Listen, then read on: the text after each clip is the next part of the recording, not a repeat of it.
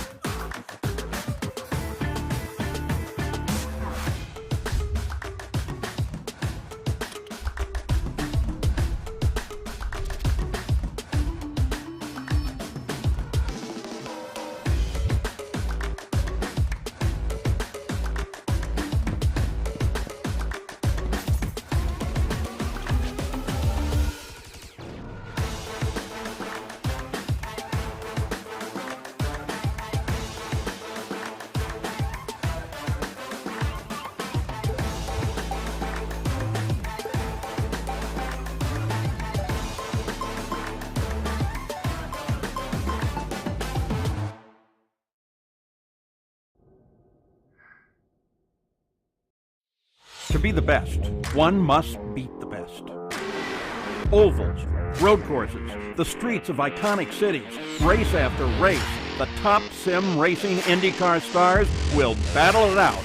In sim racing, it doesn't get any better than this.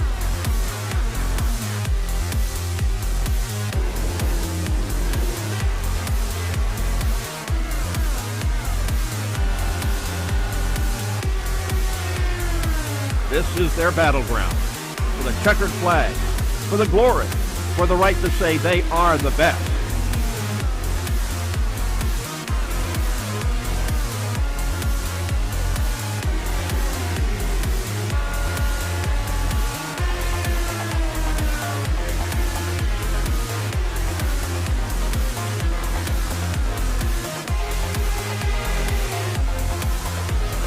The cars and stars of the Lionheart IndyCar Series, presented by Butt Kicker, are ready to race.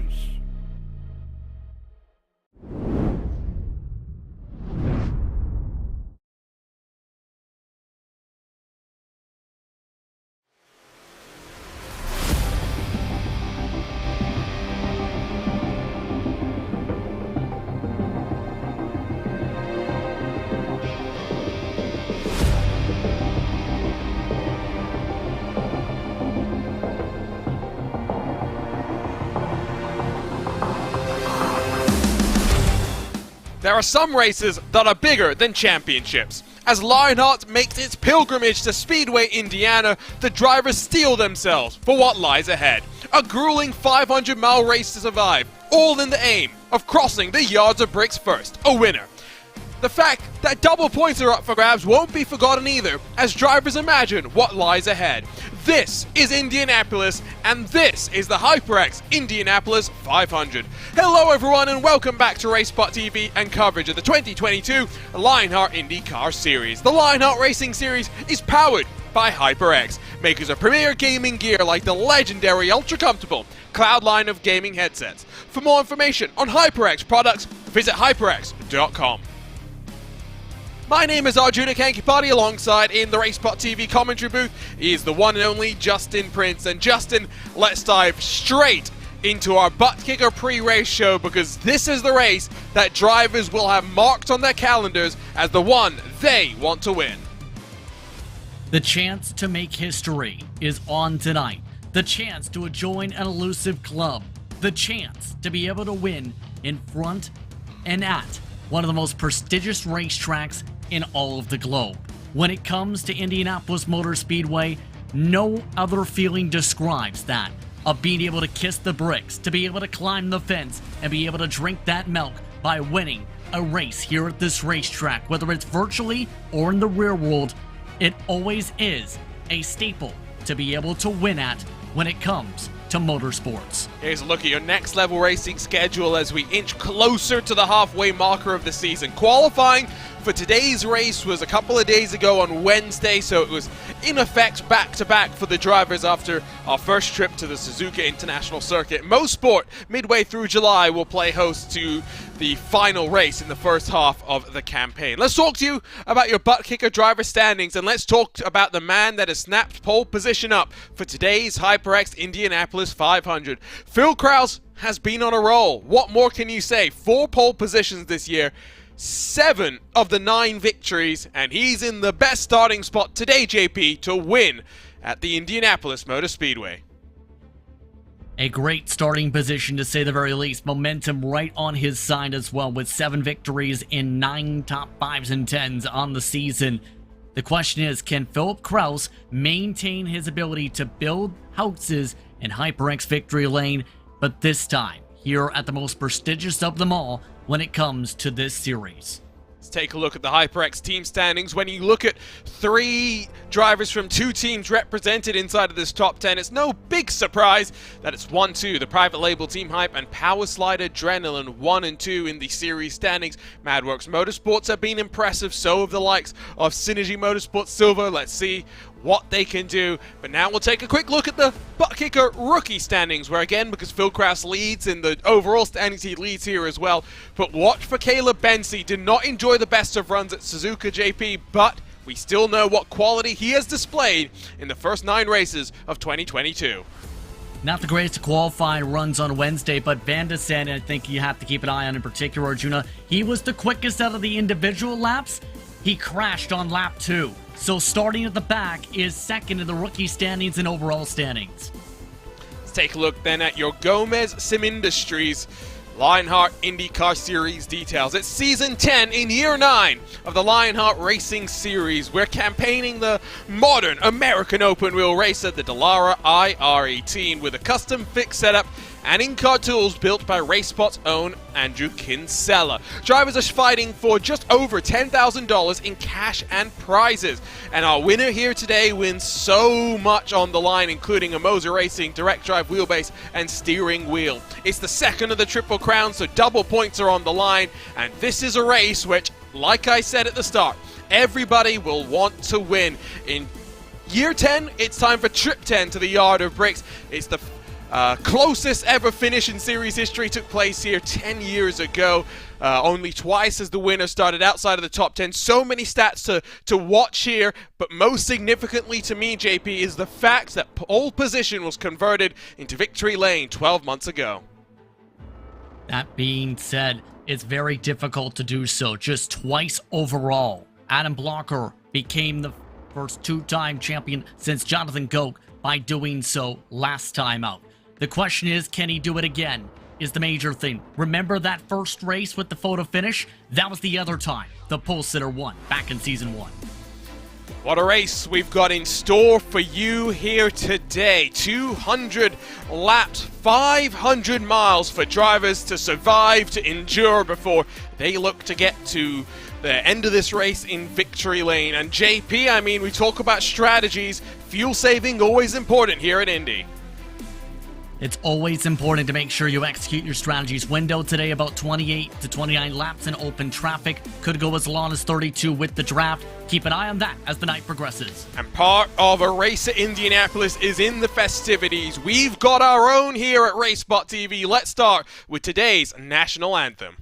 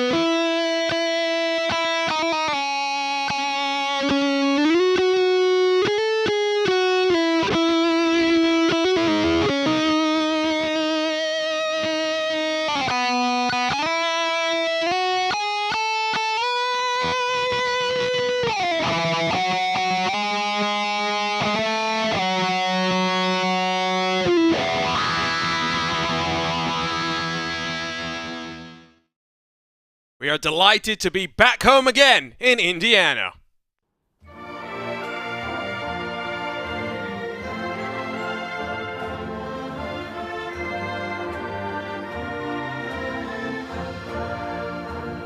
Back home again in Indiana, and it seems that I can see the gleaming candlelight still burning bright through the sycamores for me.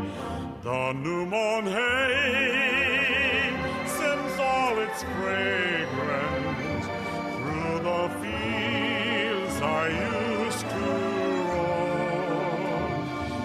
When I dream about the moonlight on the Wabash, how I long for my Indiana home.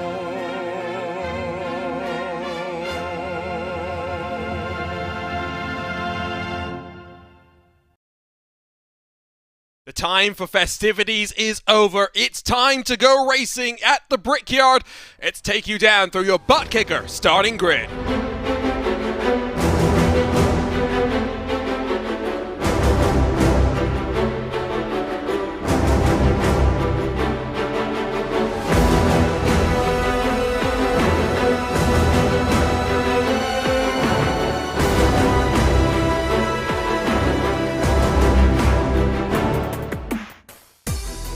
Philip Kraus will take us to the green flag, another notch in a distinguished 2022. Alongside, though, is a fellow favourite in the form of Robert Malechka. Back in row 2, we'll see Adriano Pinheiro and Alexis Newsom both looking for some victories here today. Josh Chin and Henry Bennett both accomplished here at the Speedway. They'll start on row number 3.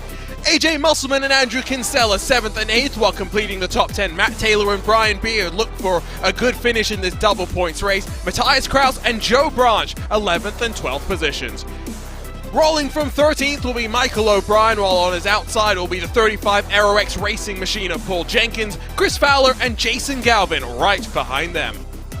Caleb Bensi with some work to do from 17th, rolling off alongside of Stefan Larkamp, with Andrew Marquez and Ryan Otis completing the top 20. Bradley Sexton and Adam Frazier will be row 11, while rolling from 23rd will be the Candyman Dustin Wardlow, Lionel Kalisto alongside him. Matt Houston, Alex Guyon 25th and 26th with Rigney and Morgan behind. Tyler Graff starts in 29th in a special Indy 500 livery with Mitchell Riggs in the Ascari Autosport car alongside him. Chris Lanini, Tony Schowen miss out on a top 30 start with Luis Gonzalez Nunez and Ron Hacker seeing lots of cars in front of them. 2 drivers to watch out for: Alexander Van der Sat and Brian Carey, 35th and 36th. Struggles continue for Barrett Rolfe in qualifying. He'll start in 37th. Jason Brophy has a lot of work to do with an end-of-line penalty along with Barrett Rolfe. They'll start at the very tail end of our field here today. The cars are already rolling, and JP, there's tension in the air. Remember what happened at the start of last year's race? Absolute chaos. Last year, that was Brian Carey with troubles already through the short chute. Had the same struggles in qualifying, hence the back position. But 3 keys you have to win here. Execute your strategy. You need to be able to hit your fuel marks, hit your pit marks, hit your marks in general around the racetrack. 2, be able to have the right amount of luck and balance. Be able to time up your pit stops for the right moments. And of course, number 3, be able to keep it clean and be able to position yourself to be there for the end. This is the type of race where you can only do so much. Indy will pick its winner. 500 miles on the cards. Competition, commitment, excitement. This is Lionheart, and this is the start of the HyperX Indianapolis 500. Phil Kraus picks up the throttle. We're racing at the Brickyard.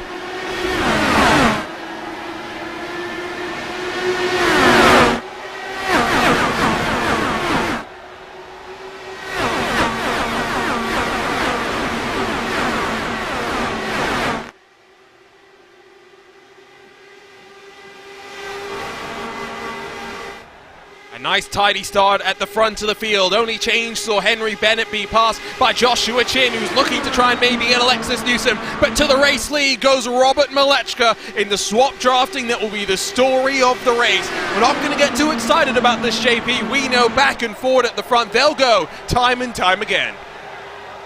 Especially with the amount of draft you get pulled in and the fact that there's a crosswind down the straightaways. No headwind giving an advantage here straight away today.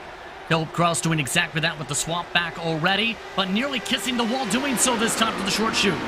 They're going to play it loose and fast with how close they get up to the wall. Drivers that will be most confident will be those that make up the most ground at this early juncture of the race. So they swap again for the race lead. Chris Fowler, Paul Jenkins, side by side on the run down into turn 3. O'Brien will give up a position to Joe Branch. With the tires fresh, we know that this is when the time to go is. Chris Fowler almost went down all the way to the inside of the track. He holds on, but gets passed by one.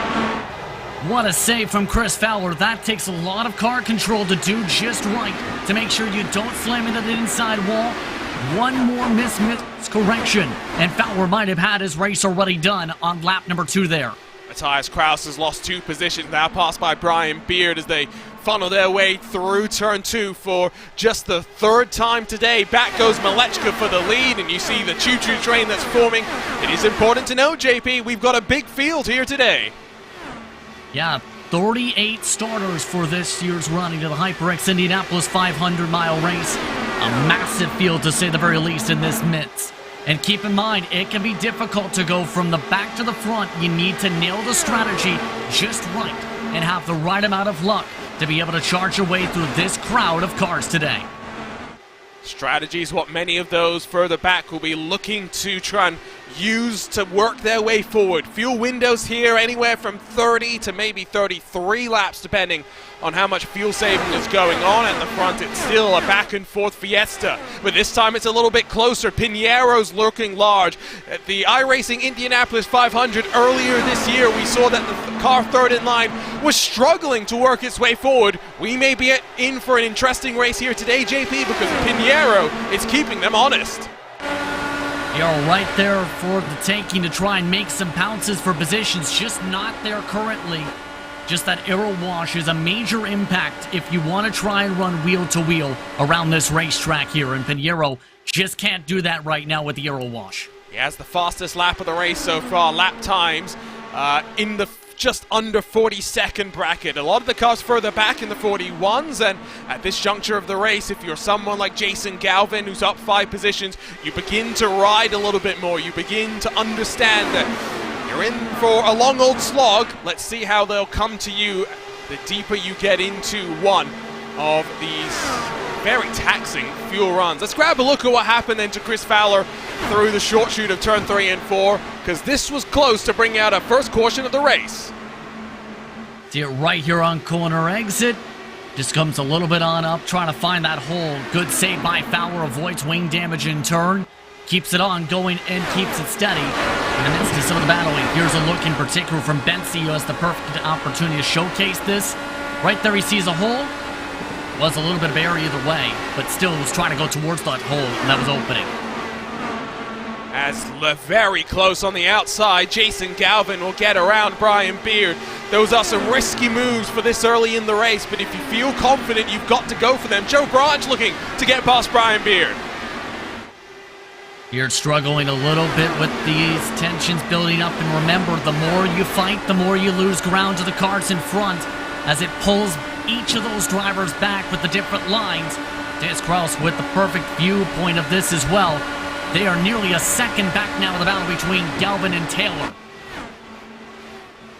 They single file it out though. They'll look to try and close on forward on that 42 car. Different lines being taken as well. Fix that up competition, but like I mentioned, in-car adjustments are available for the drivers. Front and rear anti-roll bars, as well as a weight jacket to balance the weight of the car just a little bit finer. You can go from plowing tight to super loose if you want. Finding the balance is always important when we talk about being proactive rather than being reactive. As already on lap 8 of this run, the fuel is burned off about a third of a tank, give or take, and you start feeling those balance changes. Do you remember when we talk about in-car tools as well, JP? We do have fuel maps, which can help you save just a little bit of fuel. Especially if it comes down to it. We've seen, for example, earlier this year in some various different leagues, like majors, the race go fully green, and it came down to fuel mileage and cutting out an entire pit stop in that example. So that is a possibility with the fuel maps if it comes down to it, but you never know if you're going to have a caution-free caution race. You never know if you're going to have a 199, 200-lap green flag run. You have to be able to plan out for if it goes green from the get-go as the swap drafts continue up at the front. Henry Bennett will get past Alexis Newsom down the inside. Newsom's going to fight that one back. Very well held by Newsom, who will now power around the outside of turn 4 and keep Henry Bennett tight, and now watch him defend from Joshua Chin. But it's good to see Henry Bennett back in the field, of course, racing from the UK. It's fair to say that our regular weeknight races are not at the best of times for poor Henry Bennett, but he's back in the field today, qualified well, and is running up in the top 5. Well, when it comes to Henry Bennett, keep in mind, whenever there's 500 miles at Indianapolis Motor Speedway, Henry Bennett is likely on that entry list. And Henry Bennett is usually likely in contention for the victory. And I wouldn't be surprised if Bennett's in contention for the victory if he plays his cards right here tonight. He's kept it pretty patient trying to keep up with Newsom here amongst his top 5 train.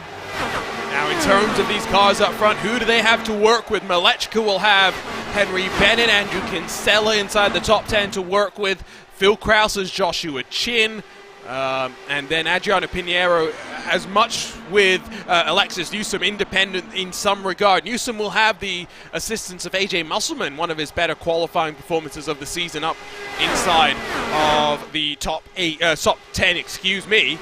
So there may be some teamwork, some team alliances that you can build to try and work with one another. Some of the smaller teams, maybe Musselman, Newsom and Pinheiro, can work together to bully those around them. Yeah, those different bits of work absolutely come into play, because wherever you are, you make your friends, but more so whenever you line up with your fellow technical alliance mates or those you planned out a strategy with, it makes it a bit easier to execute said strategy compared to, say, being with somebody who wants to try and save a massive amount of fuel. There's that major difference that comes into play in that balancing act. As a driver, you have to sort out of, do you want to be with your teammates? Do you want to be up at the front? Do you want to ride at the back? There's so much that you can factor on in when it comes to a race in general. But with Indianapolis, you never know how it could play out for your strategy, especially with where you can line up.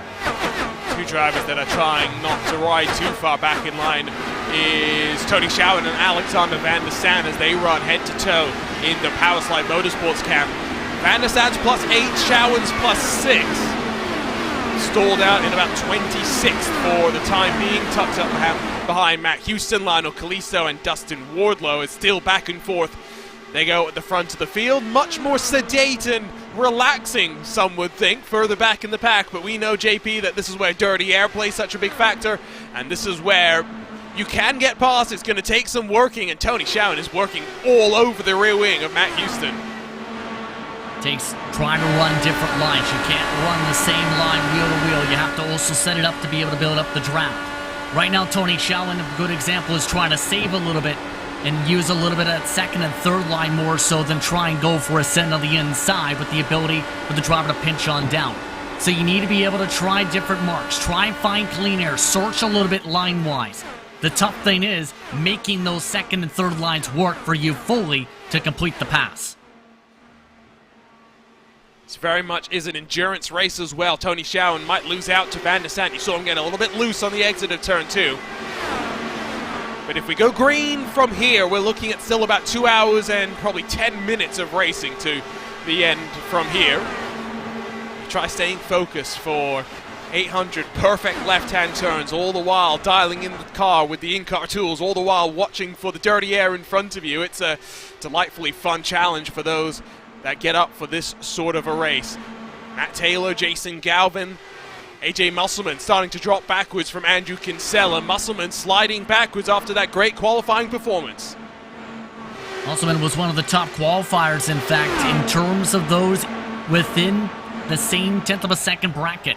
Most of the drivers ran about the 42 flats, give or take, or so in the qualifying. Then the rest broke away into the nines.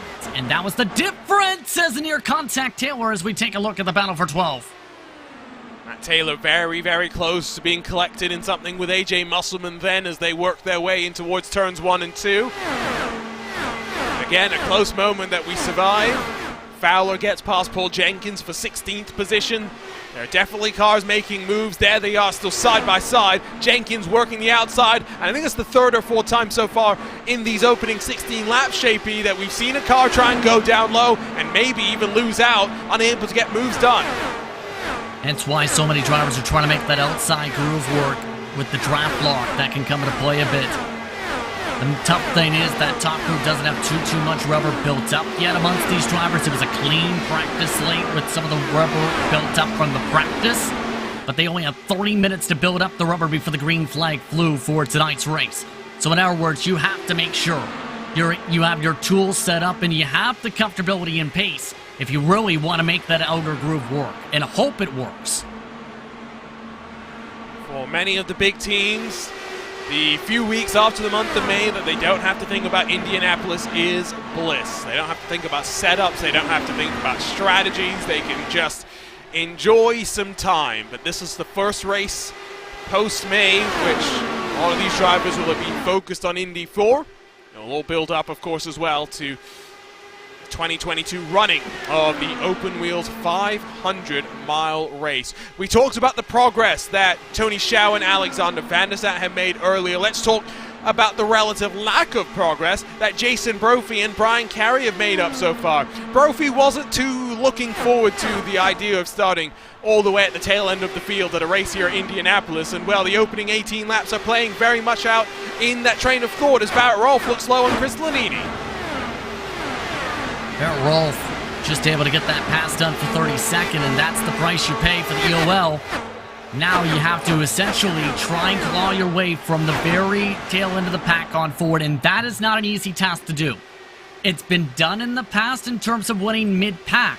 The furthest starting position, Adam Blocker, 33rd position, in fact. But that is a rarity. A majority of your race winners in the history of this event have started in and around the top 10, except for Andrew Kinsella, 18th, and as mentioned, Blocker. Two drivers have won this race multiple times. In today's field, only Andrew Kinsella can match that marker that we've seen the likes of Blocker hit in races past. I saw Benzi up another spot into 15th, officially working past Paul Jenkins.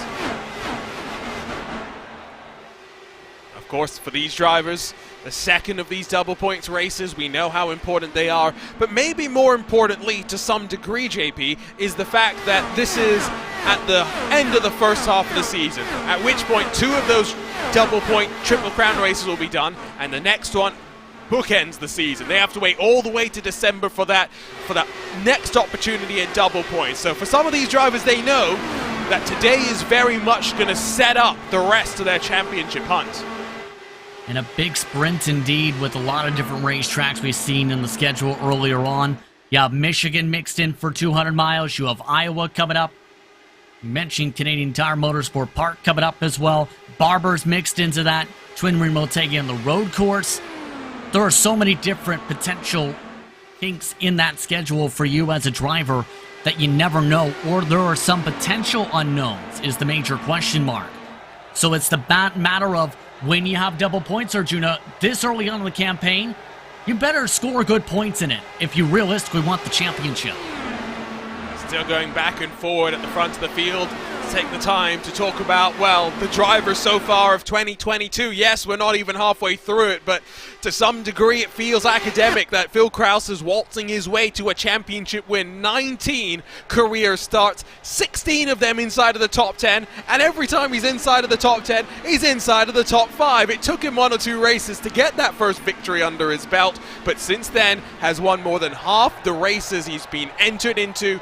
Adds another pole here today, wants to get win 10 to ensure that his winning record stands at .50. There's not much else to say about this man, Phil Krause. He's been able to build up a hype train full of victories, top 5s, top 10s into his trophy case, while building houses in HyperX Victory Lane at just about every circuit. What else is there really to say when it comes to the man who has an emoji named after him? Not really. Philip Kraus.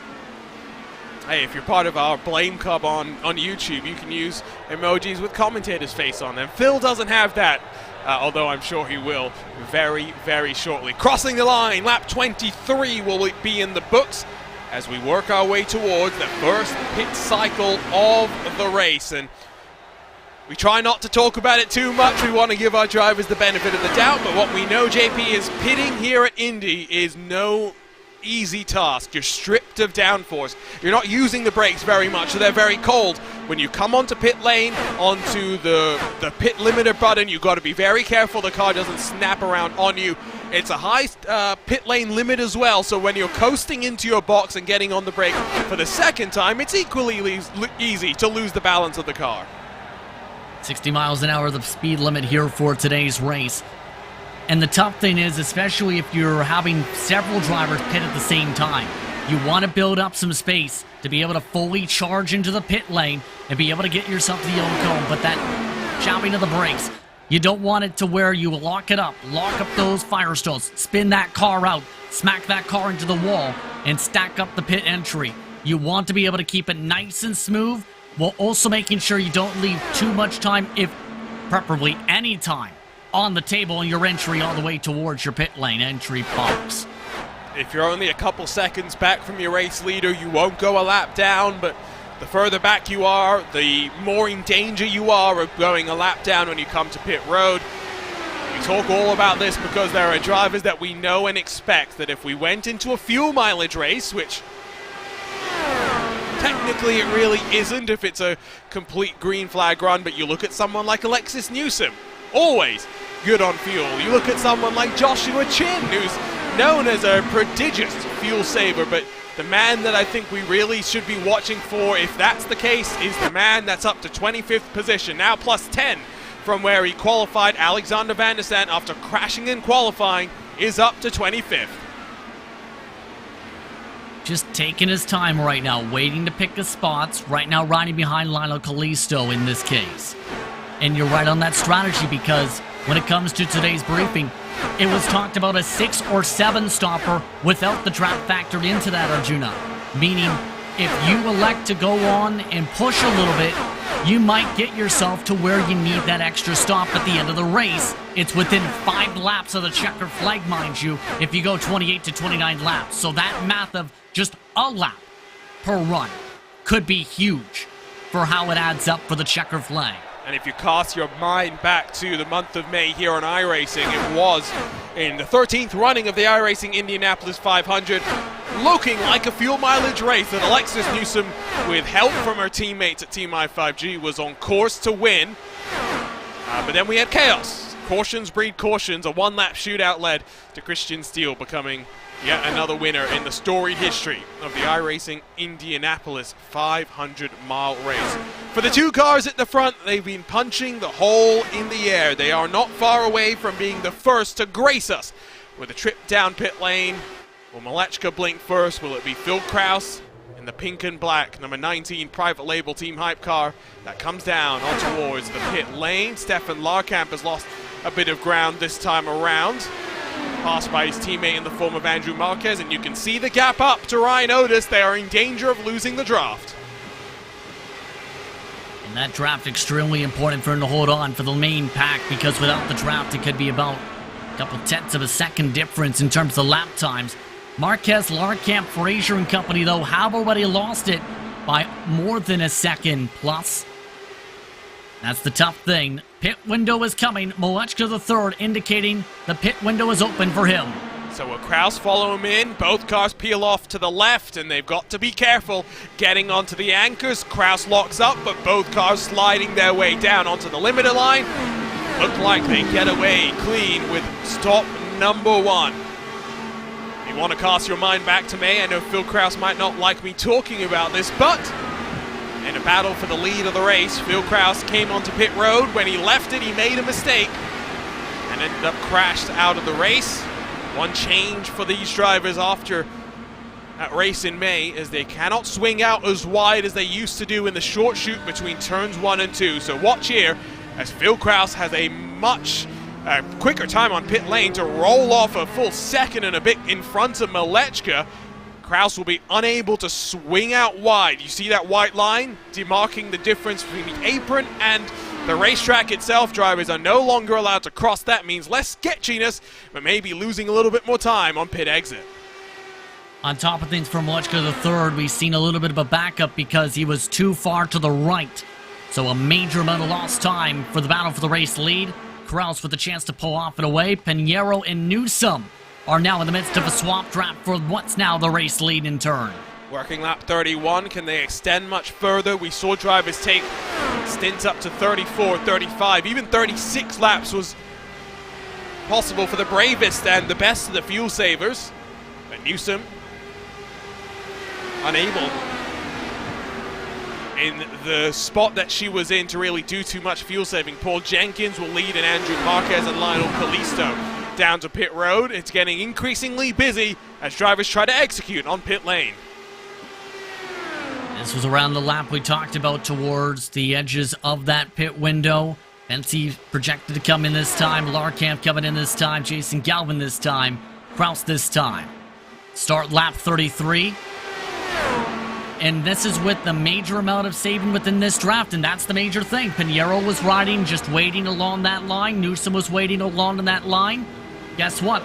They get the chance to push that window even more so comfortably inside the six stopper at the very least right now. Couple of cars really pushing the limits on pit entry. We saw Henry Bennett emerging from stage right.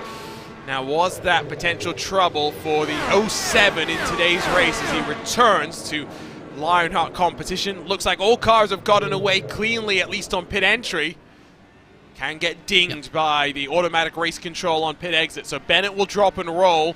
9, 10. What's happened to Henry Bennett? Speeding. Bennett speeding. He's got a black. So I was talking about victims. Henry Bennett is victim number 1 of the dangerous entry in towards pit lane. He'll be held there for an awfully long time. Newsom, Pinheiro, Chinkin, Sala, Beard, and company all coming down to pit road. No other speeding penalty. Someone did hit the cone, but didn't pick up a penalty.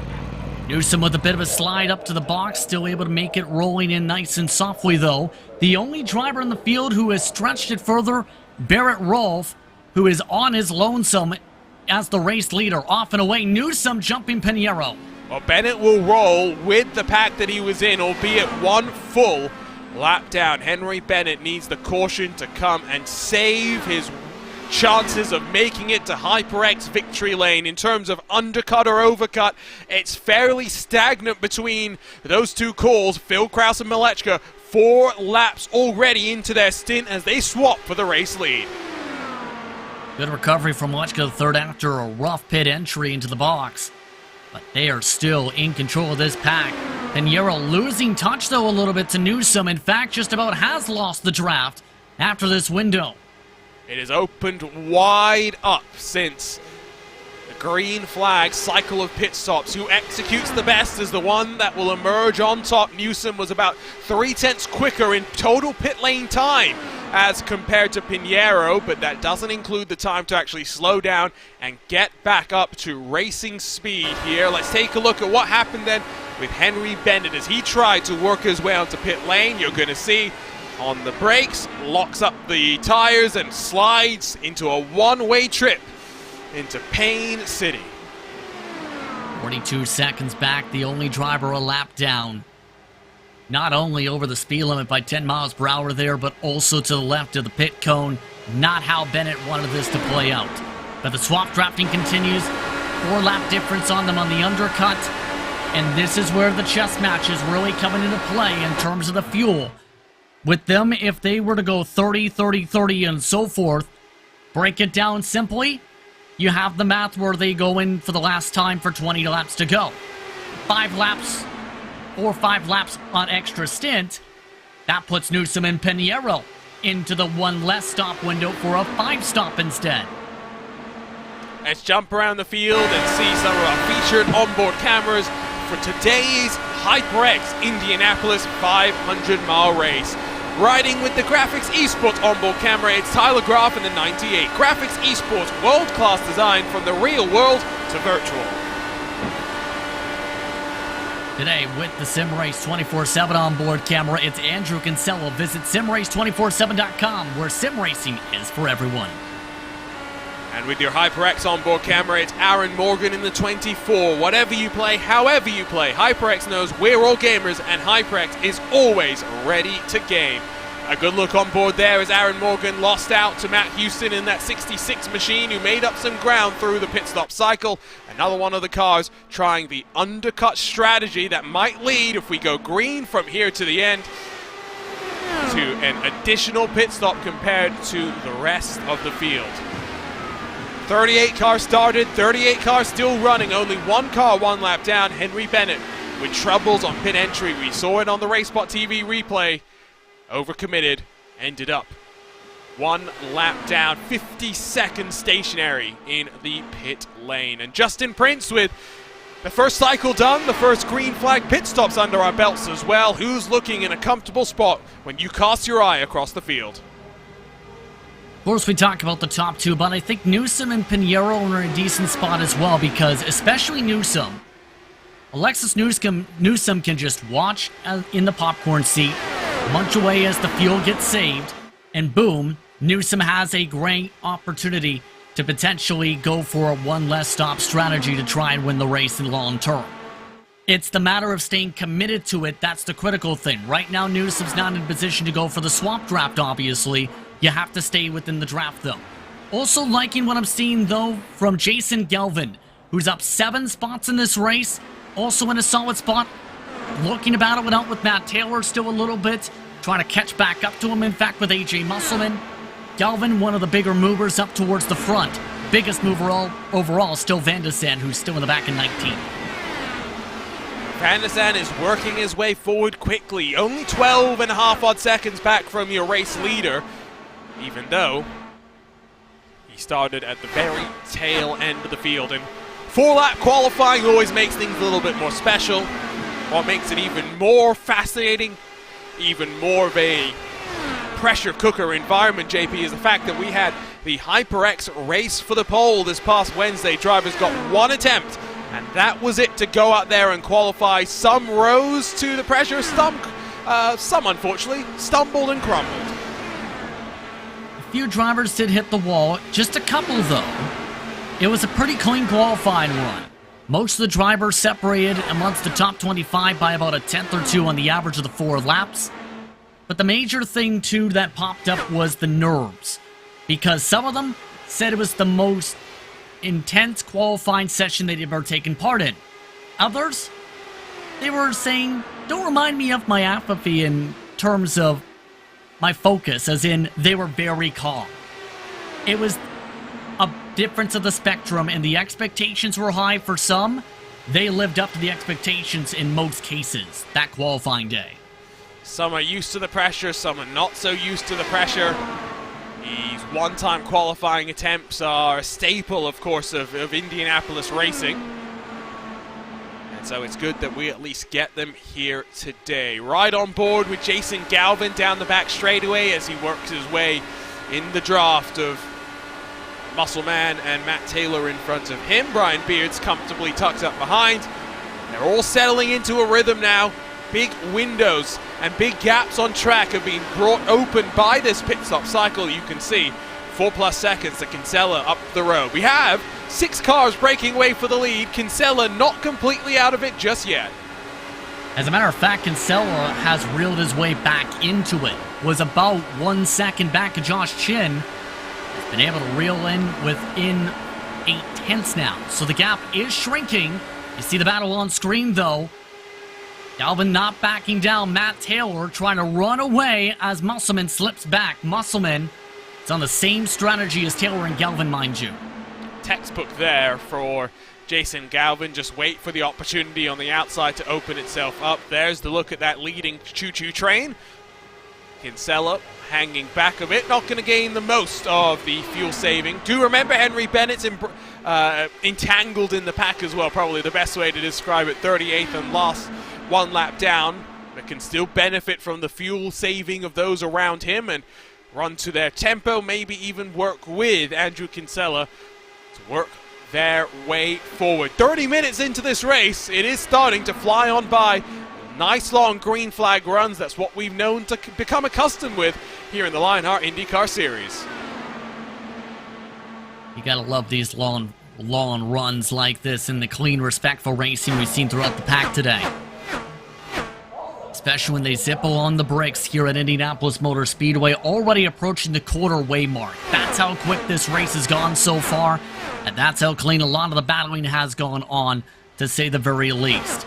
Still, it's the matter of, can you execute long-term? We're already halfway through this fuel run. Lap 45 of 200. 6 cars in the chance right now as Caleb Benzie, Matthias Kraus will swap around on the run into turn 3. Benzie's up 5 now into 12. In the car that sits 3rd in the Butt Kicker Rookie of the Year standings. Very impressive run.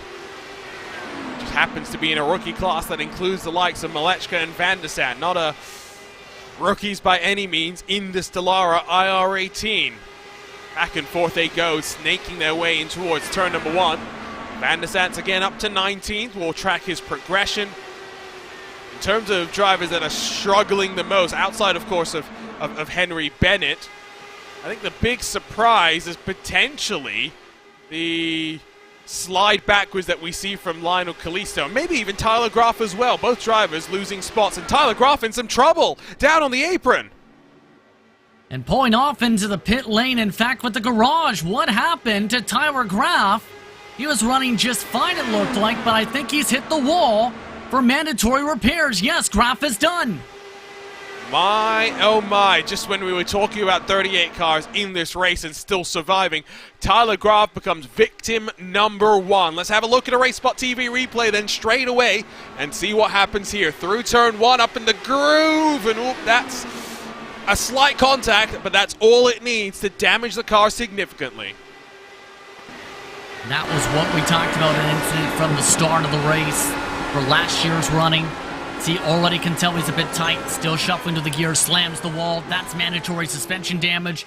And that means end of the day for Tyler Groff, 37 still remaining on track. Now, do we count that as a commentator's curse or not? Well, I don't think I count it as one, no. I was talking about him and saying he hadn't been having a great day. If anything, I was trying the reverse commentator's curse, the no you sort of a surprise. Back and forth still for the lead they go. Josh Chin has now lost out a full second back from Pinheiro. You remember Henry Bennett's between Pinheiro and Chin for the time being, so plenty to watch for in terms of those groupings. Ryan Otis has Michael O'Brien right behind him, and O'Brien has come oh so close to eventually getting a Lionheart Retro Series win. Seems to be stuck in that position of only being second best.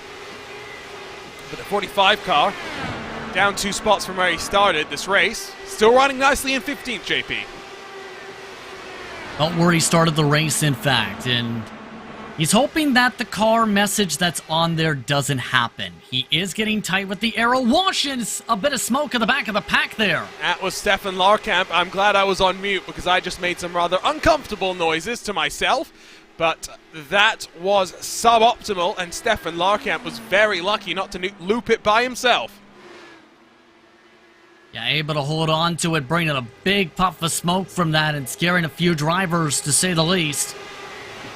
But outside of that, the battles keep up. Barrett Rolfe is also down with a broken chassis. He also had an issue battling with Dustin Wardlow, who's in the grass. We stay green for the time being. Larkamp, Rolfe, Wardlow. Wardlow is well and truly parked. He'll have to take a reset back down onto pit road. Larkamp has nursed his car, his machine back onto the lane, so clearly some damage for him, and we'll take a look at what happened to him first so we can figure out exactly what state the car was in when we saw it going sideways. Again through turn 1 and 2, up into the wall. He doesn't bail to the access road like we saw before, so clearly the car not very happy, and he also touches the curb. Good car control there. Big save after running on the rumble strips, absolutely there. But big tempers absolutely flared up with Wardlow and Rolf, because Rolf was trying to make the pass, I believe, to Arjuna and try to clear himself. We'll have to take a look and see possibly on that one. But right now, the swap draft continues up at the front. Let's take a look at that.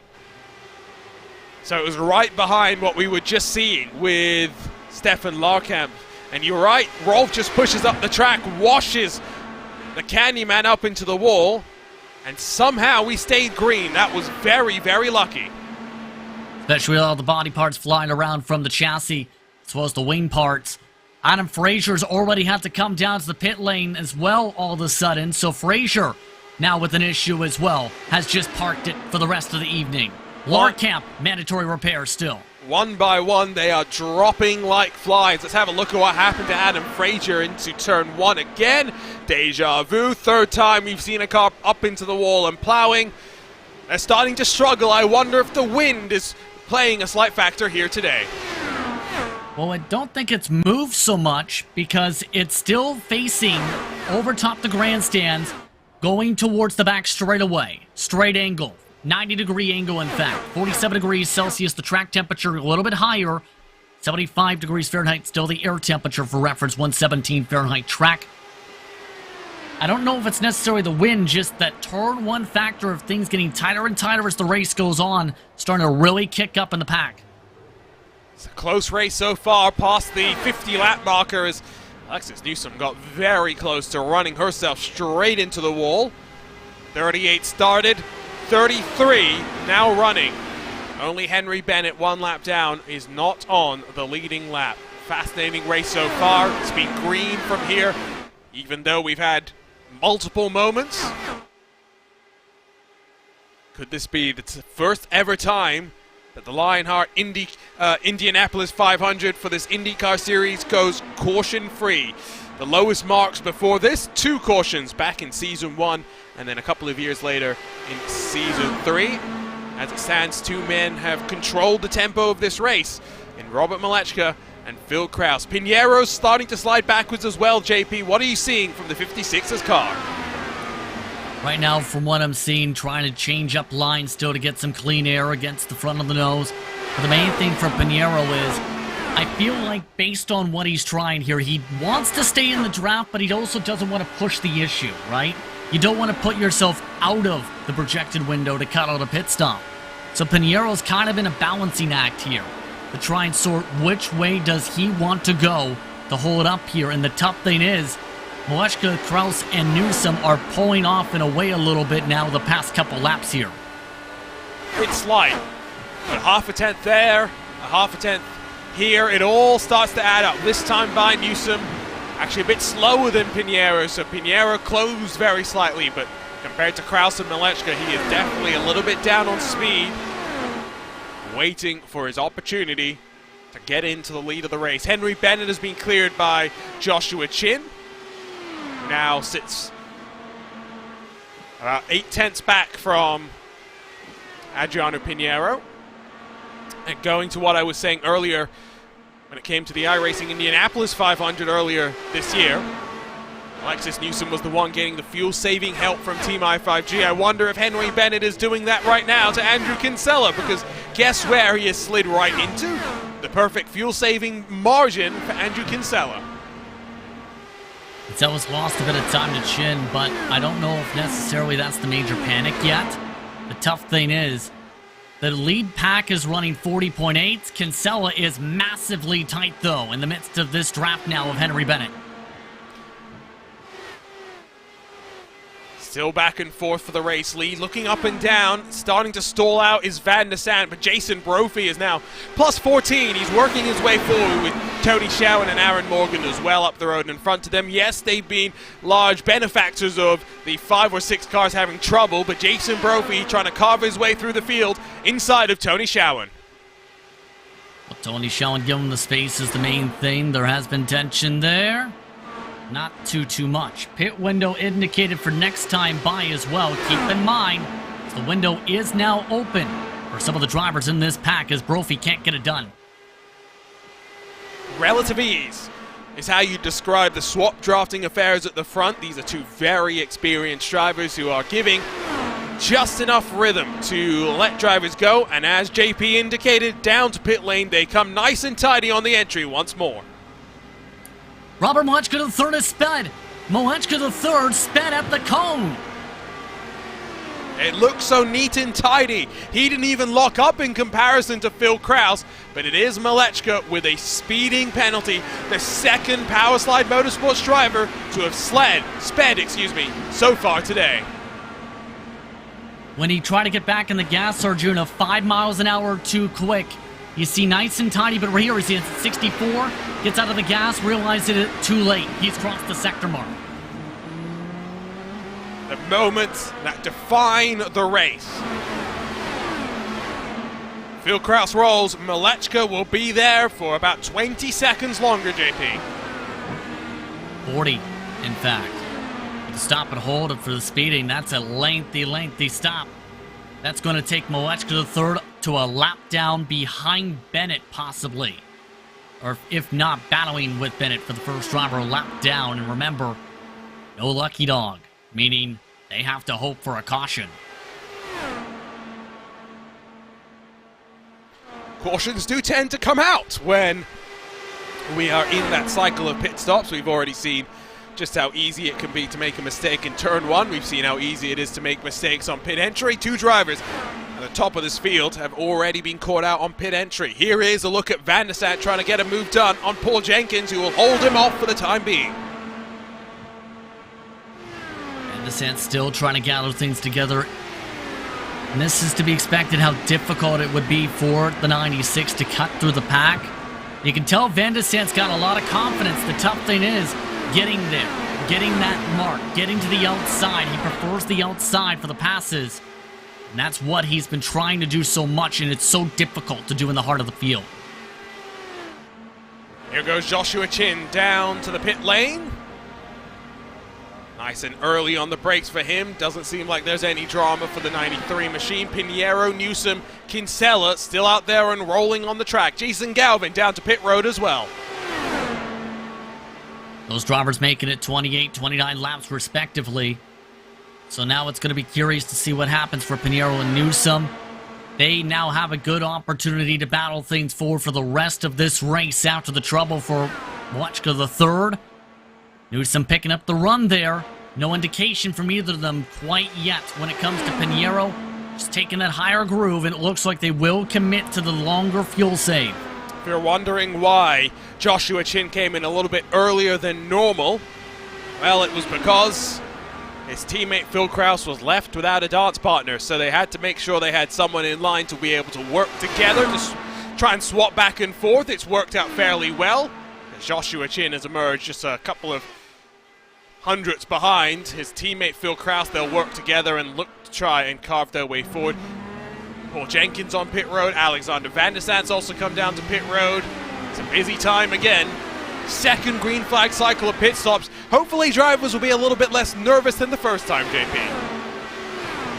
Especially with how the race is trending, where it's been getting spread out a little bit, and that's a good thing to be able to dive your way to the pit lane with the full confidence you're going to need, depending on how confident you actually feel coming in. Some drivers not as hard on the entry compared to some of the others, we'll say.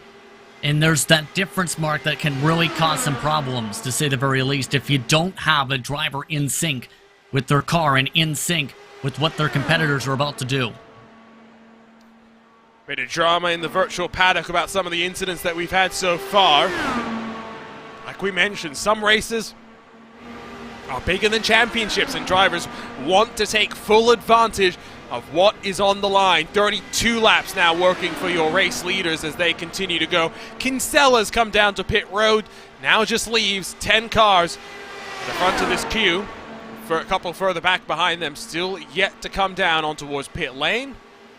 Newsom and Pinheiro setting themselves up very nicely There's a long way to go. There's a long road to still be navigated through. Here in Speedway, Indiana. Morgan, Brophy, Lanini, Carey, another whole train of cars on pit road, JP. Still liking the window for Newsom Pinheiro, though. 32 laps for Musselman, Krause and company. So they're trying to catch up a little bit on that strategy window. Guyon indicating he'll coming up here along with Chris Fowler, meanwhile. Kinsella very quietly, though, is having a very solid race. Remember, it was talked about by Adam Blocker while watching qualifying. If he was inside the top 10, he thought he'd be a contender. Kinsella's now in front of Pinheiro and Newsom, of course, who are yet to come down to pit road. 6 full seconds back from Phil Krause and Joshua Chin. What happened to Pinheiro? I think Pinheiro's got a problem here. Has he run it too close on fuel because they're both coming down? Newsom is locked up, but I think you are right. Pinheiro might be out of fuel. Yeah, the engine power here at... You can hear him clutching as well. It's going to be crucial now that Pinheiro does not miss his box, JP, because if he does and requires a toe to even be slid backwards half a foot, that again will put to bed any chances of victory here today. There's a massive amount of time lost either way already. And I don't know if that's going to be a good spot. Yes, they just barely got him in as Newsom is already gone.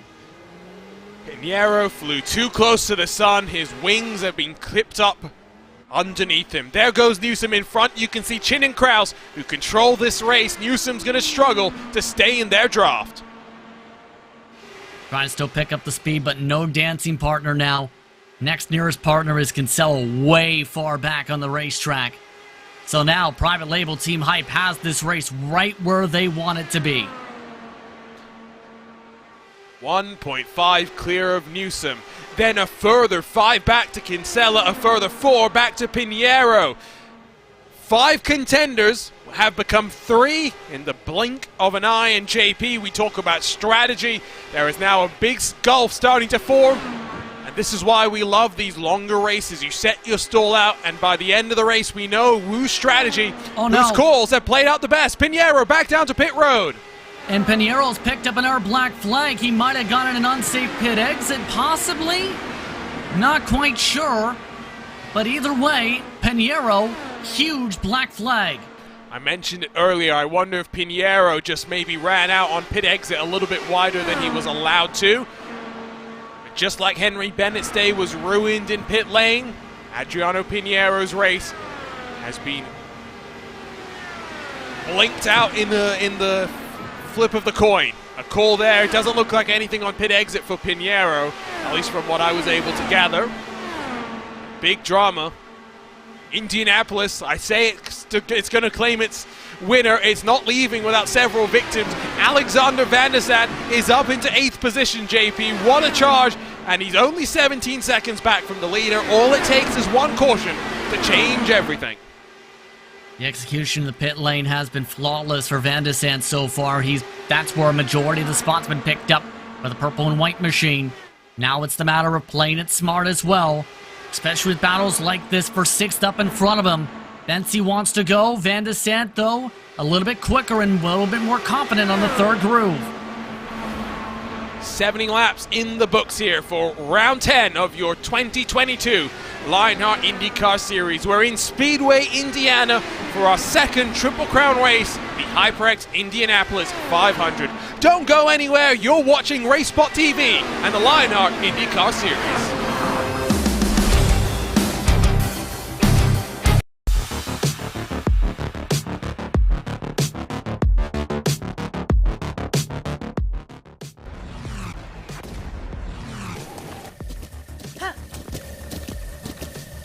With the Butt Kicker Gamer 2, what you see and what you hear is what you feel.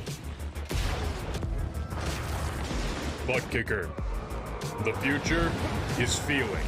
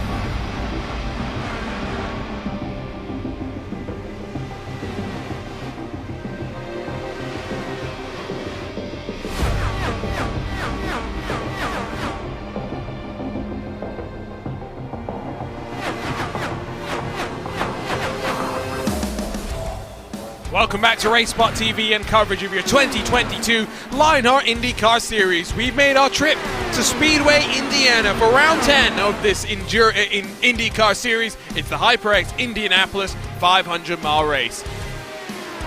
Welcome back to RaceSpot TV, where alongside myself, Arjuna Kankipati, joined in the RaceSpot TV commentary booth by the one and only Justin Prince. And Justin, we've been green from the drop of the flag so far, but not even at the halfway marker of this race. There are plenty of storylines to be talking about. Speeding penalties, and more speeding penalties have been a major hamper for some of your top contenders. Robert Malechka III, last car on the lead lap, picked up a speeding penalty during the last window. Jason Galvin, one of the bigger movers up towards the front, picked up a speeding penalty. Pinheiro picked up a penalty on pit exit after running out of gas, has just parked his car. And this is all while others are struggling in the midst of the dirty air. It's now Kraus, Chin, and Newsom in the best position to win this race, but with heavy traffic to deal with soon. The top three split by 1 second, then an 8.2 gap to Kinsella, a further 9 back to this battle that we're watching right now. And Justin Prince is right, the lap traffic's going to start playing a factor. Crucially, for one man, and one man in particular, Robert Malechka III in that 91 car, sped on pit lane, but Justin Prince, he is still, at least for now, on the lead lap.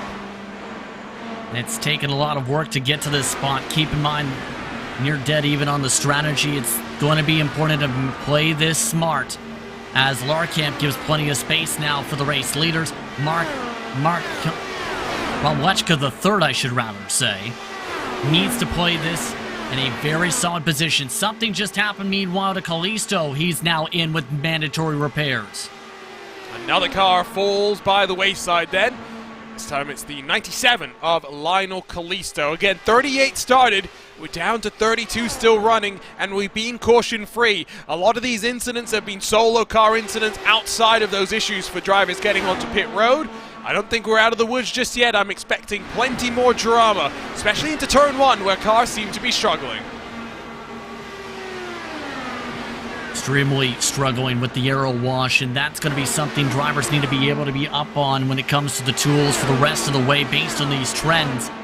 But speaking of trends, with that draft being a factor for Kraus in the draft, swapping has stopped for the first time all race, mind you.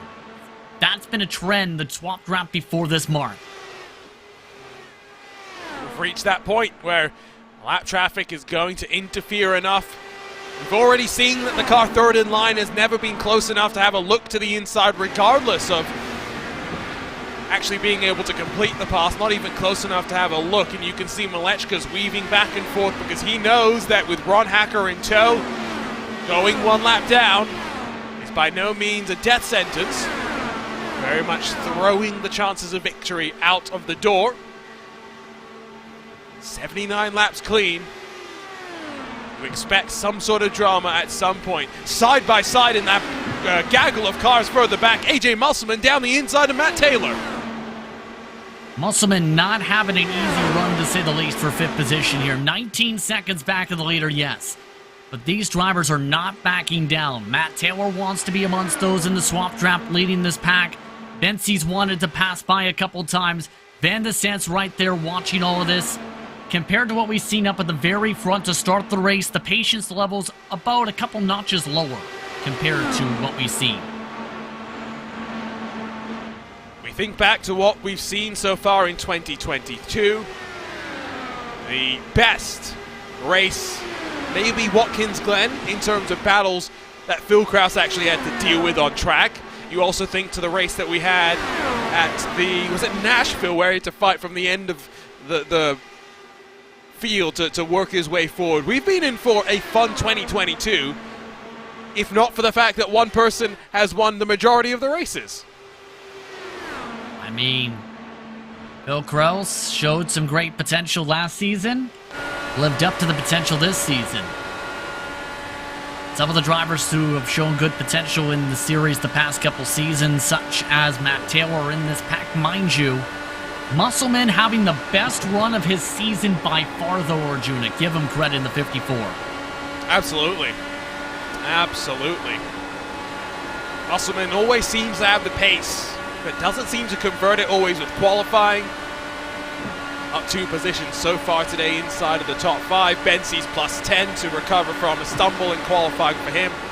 And after Alex van der Sant, well, not stumble, but bobble into the wall, plus 27, has fought his way back up into the midst of the top 10.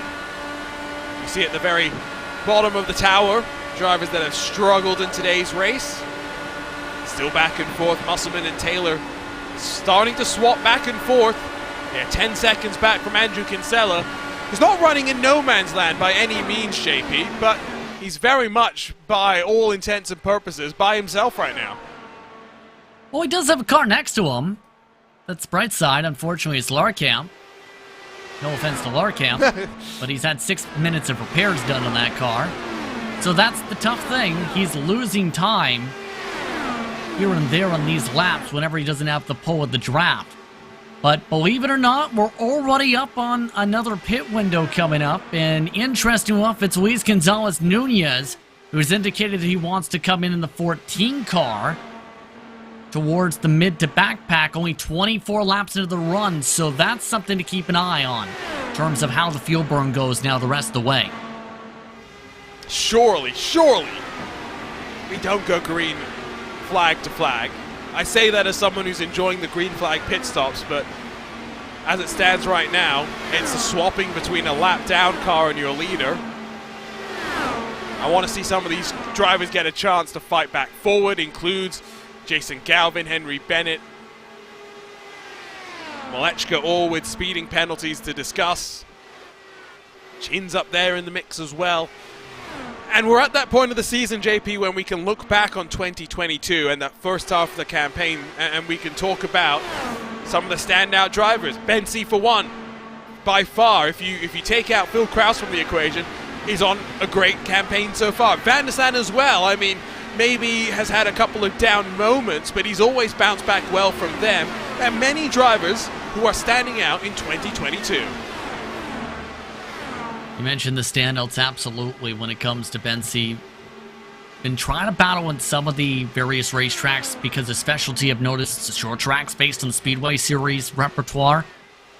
But when it comes to Van der Sant, before it was solid speed of the speedways, but I think over the past few months we've seen this in official racing in particular.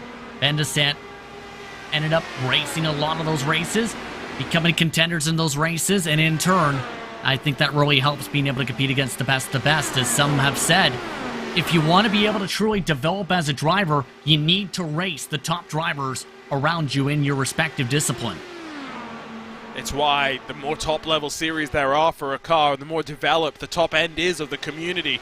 You can sharpen the knife week in, week out, and really develop racing acumen and a racing brain that will put yourself in the right position at the right times. We're watching backwards of 16th spot, where Aaron Morgan sees an 8-second gap up the road in front of him to Andrew Marquez. These cars are in danger of going a lap down because the pace of the leader is not favorable. 3/10 loss last time by for Morgan compared to Krause, and Krause is starting to roll his way through the stragglers at the very tail end of this pack, JP.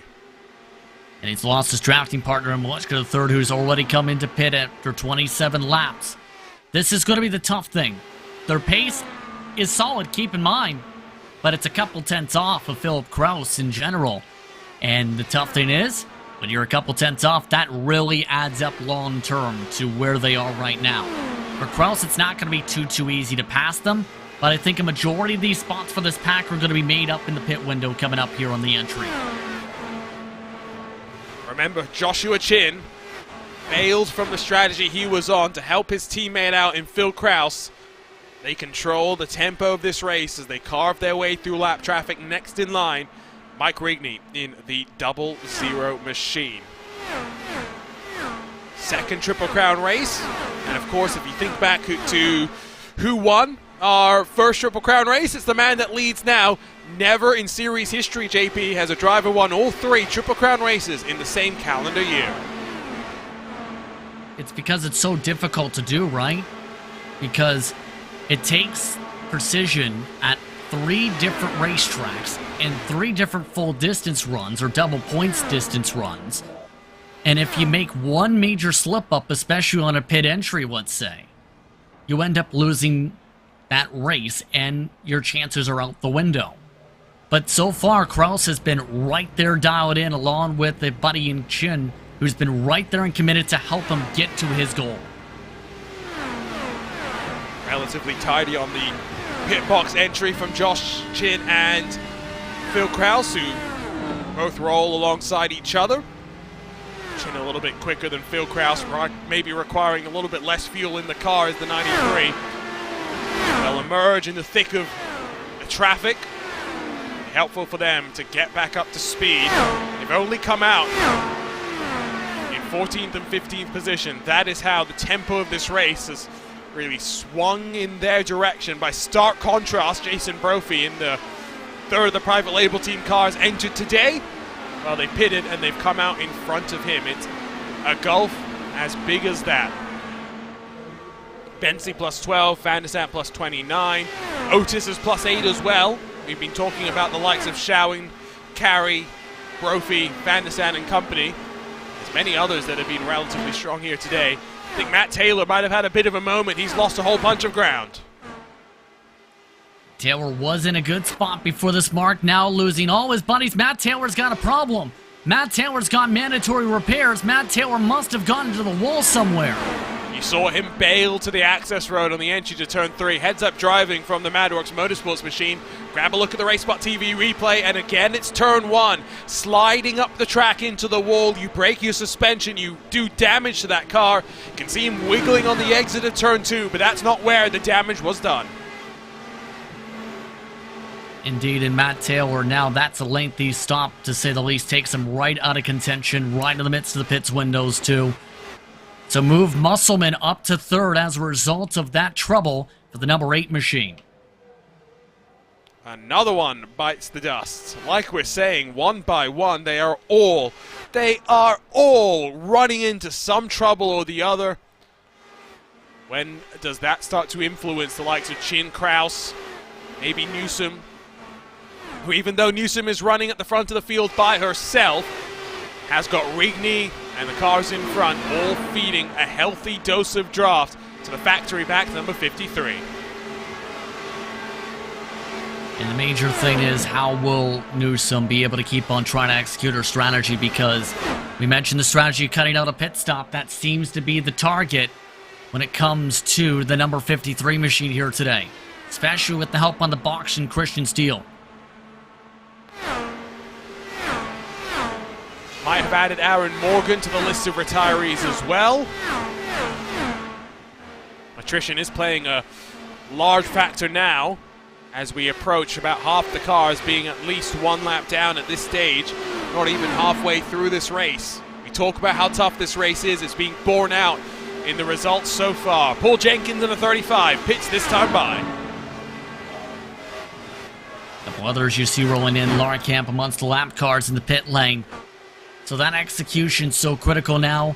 But for Newsom, the execution's been really strong. I think Newsom's still in the contention for this win if it stays green. That's the critical part. If it doesn't, it's Chin and Kraus with the dictated pace so far amongst the teammates, as Chin still can't find a way around the traffic.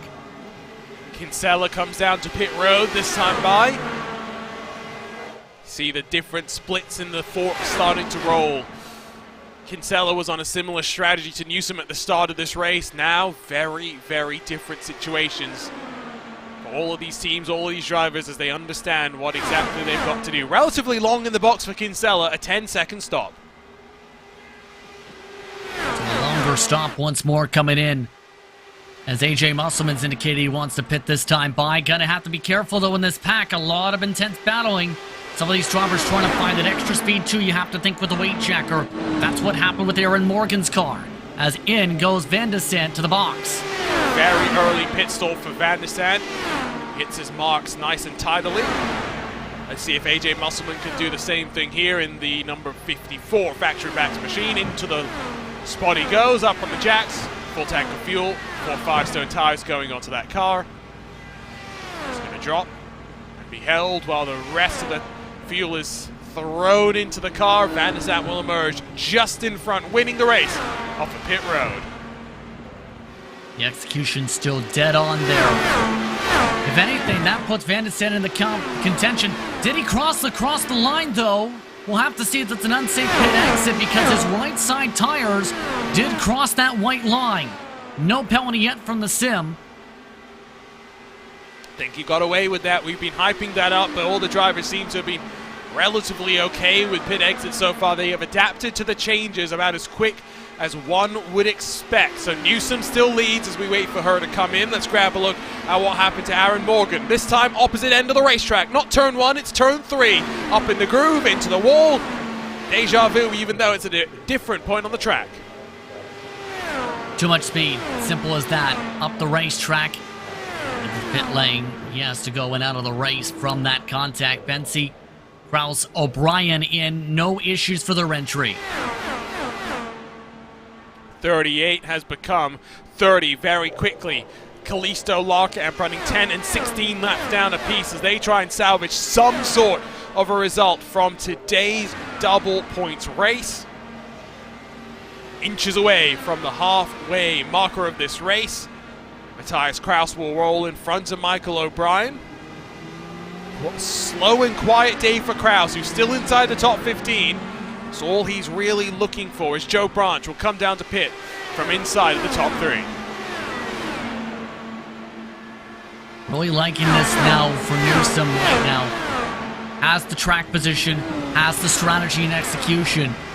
Just a couple laps away from their respective window to make it a halfway. Just a 3-stopper if they make it 33, 33, 33 from there, or 34. Newsom's right where she needs to be. With more stops coming in, you see there.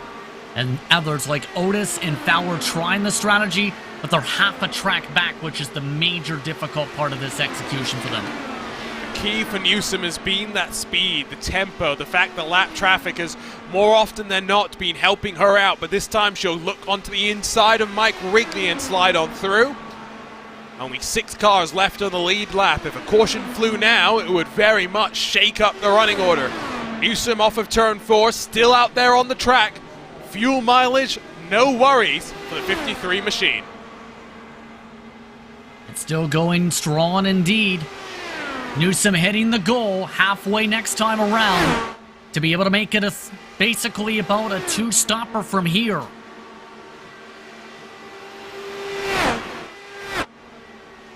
Half the race has been completed caution-free. Brian Beard will come down to the pit lane and a big puff of smoke.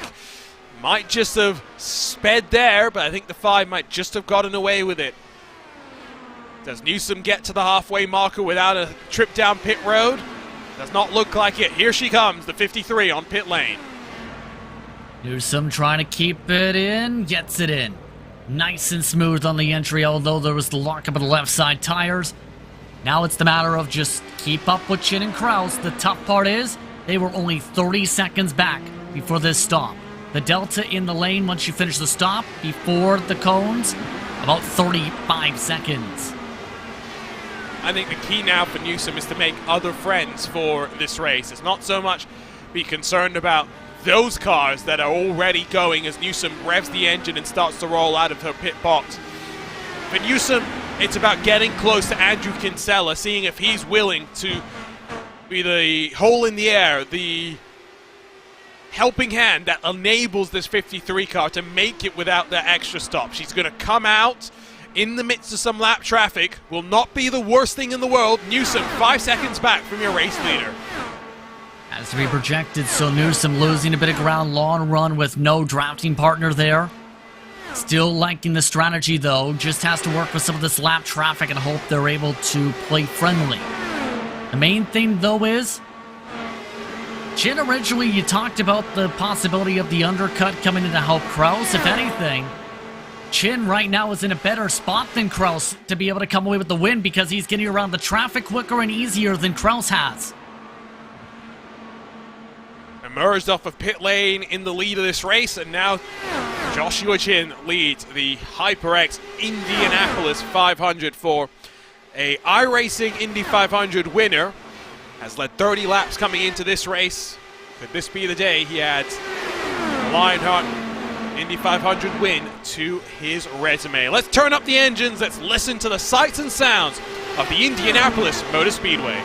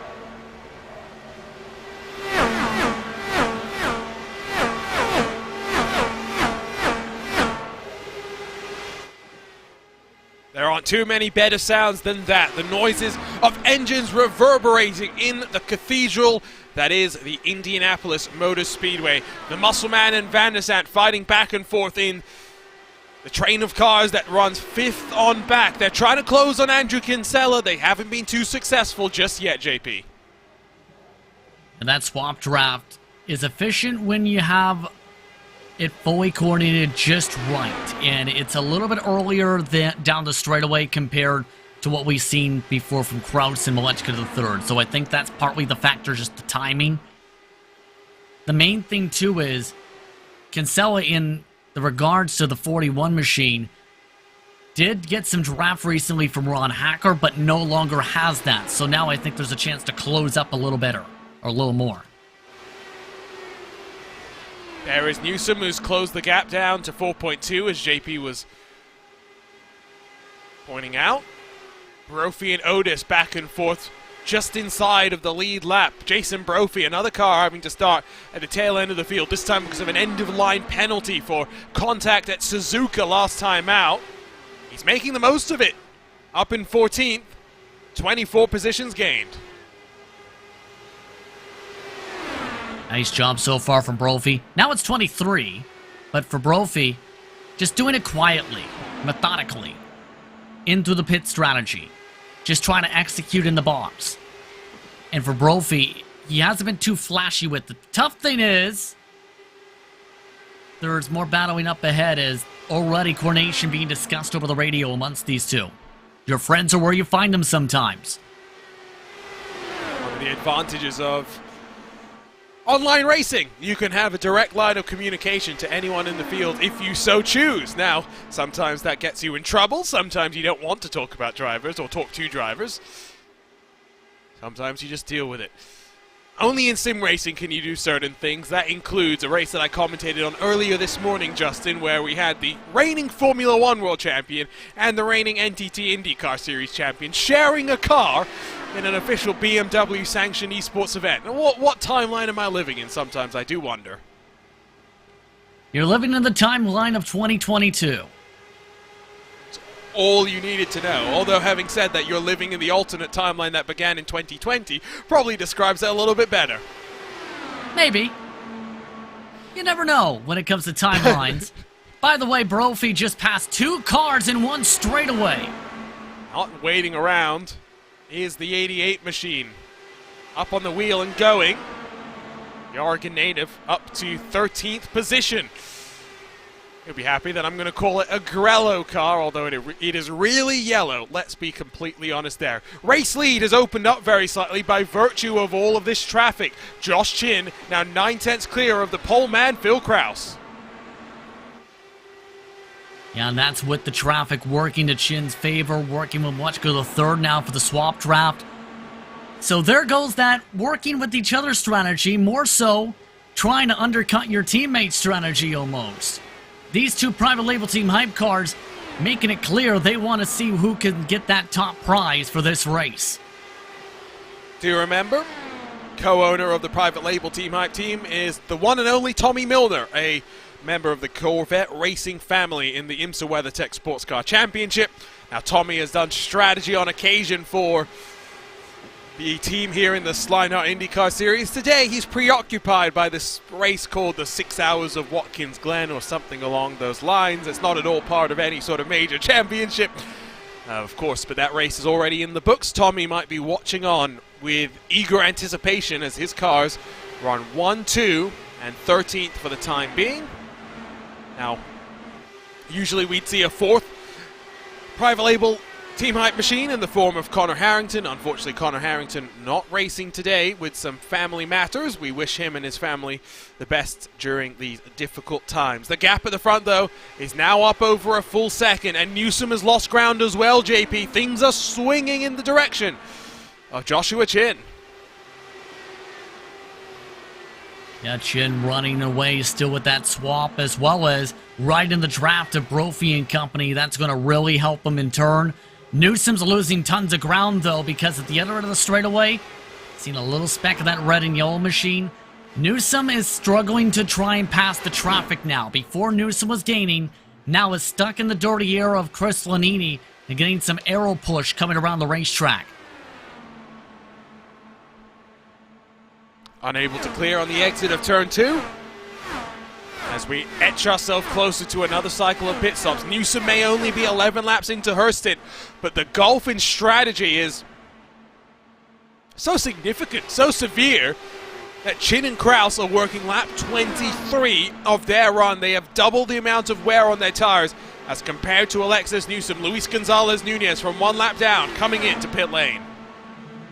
That's on the different strategy, a little earlier strategy for Nunez the previous window, so keep that in mind. That's how quick the laps are churning around here. But the major difference I'm noticing, 12 laps, the difference between Chin and Kraus and that machine for Newsom. That is huge. And that is about more than half the job done to save that extra pit stop. Will we run green? That is the question that all the strategists, all the engineers, all the drivers want answered. Working lap 113, 114 now of this 200 lap affair. Van der Sant and Musselman continue to go back and forth with Caleb Bensi in close pursuit. Behind them, Joe Branch is close as well. At the rate that we're going, though, would not be shocked if maybe only the top 5, maybe the top 10, ended on the lead lap at this point in the race. I do see our YouTube chat is quite delighted with this topic of pizza. I'm getting quite hungry. One comment in particular from Mark Cohn was saying that to Andrew Kinsella's new wife, you need to tell Andrew to hurry up and win this race so you can order a pizza already.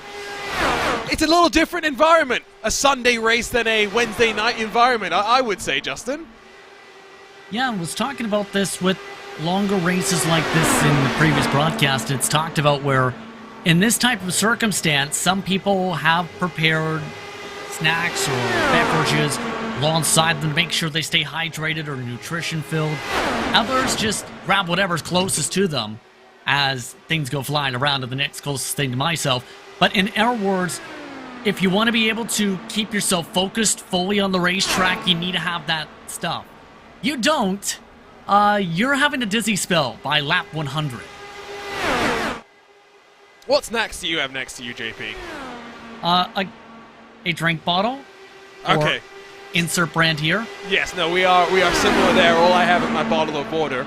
at least for today's event. That sounds like a good idea. Why can't us commentators chow down during a race when we're watching on and enjoying? The gap for the lead has closed down, and Van der Sande and Musselman still try and close. Andrew Kinsella that runs in fourth. Chin and Kraus now split by no cars. Malechka down to pit lane this time by. The private label Team Hype duo probably in 2 laps from now. Expecting those stops to be very intense for these drivers to make sure they dictate the rest of their strategies, because remember, the magic number for Newsom still is to get to about 66 laps to go or so, and the further Newsom can go in this window, the better it is for her. When it comes to Chin and Kraus, their bet is made. Their bet is already saying, we're going for an extra stop and hoping that we're able to catch up to Newsom. If not, be able to try and make sure there's at least a caution. But you never know what's going to happen. They've got the raw pace up at the front, even though Chin is trying to hold on to things there. He's trying to hope that his internet connection survives the next 5 minutes or so, because a couple of sketchy moments there for Chin, especially when he's rounding himself on some lap traffic. Past Gonzalez, Nunez they go. Next in line, the Alcantech NHR Esport machine, who pulls out of the way of Philip Kraus. Otis in front of them, going side by side with Matt Taylor. Plenty of traffic to dice their way through. Very dicey with some of this traffic, having to be smart here as well. You want to hold on to the lead lap, yes, but you also don't want to end up causing major tempers to flare amongst the leaders. How about near the 30 wide with some of the traffic? Luis Gonzalez Nunez amongst those battling 2 laps down in this train. Also getting around Matt Taylor, who is 10 down. Nervy moments for many of these drivers. Remember, green so far. If we go green from here, we're looking at 56 odd minutes till the end of this race. An Indy 500 can either fly on by, or it can be stop and start and drag on for many of these drivers. We're waiting for this opportunity. Still Musselman and Van der Sande going back and forth, struggling to close. Newsom has closed a couple of tenths the last couple of laps. Oh, and it looks like Chin peeling on down there, coming into the pit lane for the race lead. And Newsom just over the radio just indicated something as well there for a split second. Newsom's tucked up behind one of the Ascari Autosports machines. Will be Mitchell Riggs, with Barrett Rolfe out of the race and Kite Bombers back not competing today. Mitchell Riggs, one of the standout performers in terms of rookies this season, very much leading the charge for the Ascari Autosport team. Now Joshua Chin rolling, relatively tidy pit stop. Now slightly offset though from Phil Kraus, who maybe just wanted to go a lap longer, not because he's going to try something different on strategy, JP, but any mistake on pit lane now does not affect both the cars. Exactly. You don't want to end up impeding yourself. And the major thing when it came to Malechka and Kraus before, different teams, different agendas. Not so much now with Chin and Kraus, where they work together in that circumstance. In this overcut, might be a bit powerful. We'll see how it plays out. We've seen some of these drivers, when they find clean air pockets, gain tons of time. Kraus near perfect off the pit box. Gotta be careful. This is where things went wrong for him during the month of May. But nice and tidy, and you can see Josh Chin emerging in the rear view mirrors of Phil Kraus. Kraus will take over the race lead again, but more lap traffic to play a factor. Crucially, in the pit stop cycle, it swung back in the direction of your pole position winner.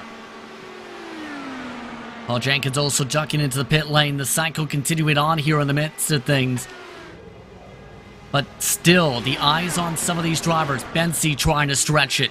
Is not in the greatest of windows. Needs to save a ton of fuel the next few cycles, or else there's going to be a very quick final circuit around towards the end of the strategy. Kinsella, right now, no help once again on the lead lap. Trying to sort things out. In fact, no help around at all. Has had no help for a long while. Give him credit, though, has gained a few seconds on that battle that was going on for the grouping behind him. Tidy onto pit lane. Does not like he's going to get bit by the speed limit monster. That's claimed so many drivers so far today. because he was running by himself, off cycle to where he would have wanted to be, extending the stints maybe a little bit further. He's onto pit lane, so is Andrew Marquez. The Alcantech NHR, number 63. Onto pit road, trundling down. Newsom extends, only working lap 22 of the stint so far. Be looking to go at least 10 laps more from this point. And if she does, she's in a prime position to try and win this race. Also in this strategy, Brian Beard. And that's about it for those who are in position to be on the lead lap here. The question is, for Beard's case, what can Brian Beard do, who is 23 seconds back? He's too far back, you'd have to assume at this juncture. Van der Sant's ticked over to lap 30 on his run as he funnels his way through the short shoot of 1 and 2. He's one to watch for, maybe not on a complete contra strategy, but the last cycle of pit stops will be very much a splash and dash for him as he looks to try and make up a couple more positions. About 76 laps to go. It's getting into danger time, into crunch time. Drivers who have been riding start to pick up the intensity. Start to push the limits a little bit more. Van der Sant tidy onto pit lane, that's crucial. Bensi and Musselman stay out. That's going to be critical when it comes to this window. Still with the push forward. Chin and Kraus still bunched together by 0.3 the gap. They have a massive, massive advantage built up. Now by at least 20 seconds over Kinsella after this window for reference. Van der Sant might cycle behind him. Yes, Van der Sant cycling behind Kinsella as you still watch the battle. There goes Van der Sant off of pit road. Might emerge in front of Marquez, so might, by virtue of the undercut, potentially be able to jump up in front of AJ Musselman, who comes down to box this time around. The Musselman goes 31 laps to 74 laps to go on this window. And we talked about AJ Musselman. This is his best run in this series. He's only had one top 10 in his career. His average finish is 20th. What a run for AJ Musselman. So into the box goes the factory-backed machine, looking to get in and out as pain-free as possible. To the yard of bricks goes Van der Sant to the pit lane exit. There's AJ Musselman already up to speed, though. Van der Sant will sail on through. Nice and clean, nice and tidy again. Joe Branch, Michael O'Brien coming in. So the window continues to see people jump in and out, in and out, in and out. But with all of this, Newsom still in the prime position here. The tough thing is, look at how busy the traffic is. Yeah, Brian Carey trying to hold on to the lead lap. Alex Gouillon in the midst of things. Bradley Sexton up the pack. You have Matt Taylor now getting nearly squeezed by Taylor. Taylor is 29th, 10 laps down from your leader. Don't think Newsom's going to be too happy. Gets very loose on the exit of turn 2. And Newsom, with a big old bobble, has just seen the race flash before her eyes. She controls the car. She hangs on. Oh my goodness, that was nearly the whole race thrown out the window right there. Just the timing of one car, one lap car, is enough to throw off all the rhythm, and that could have been a race changer.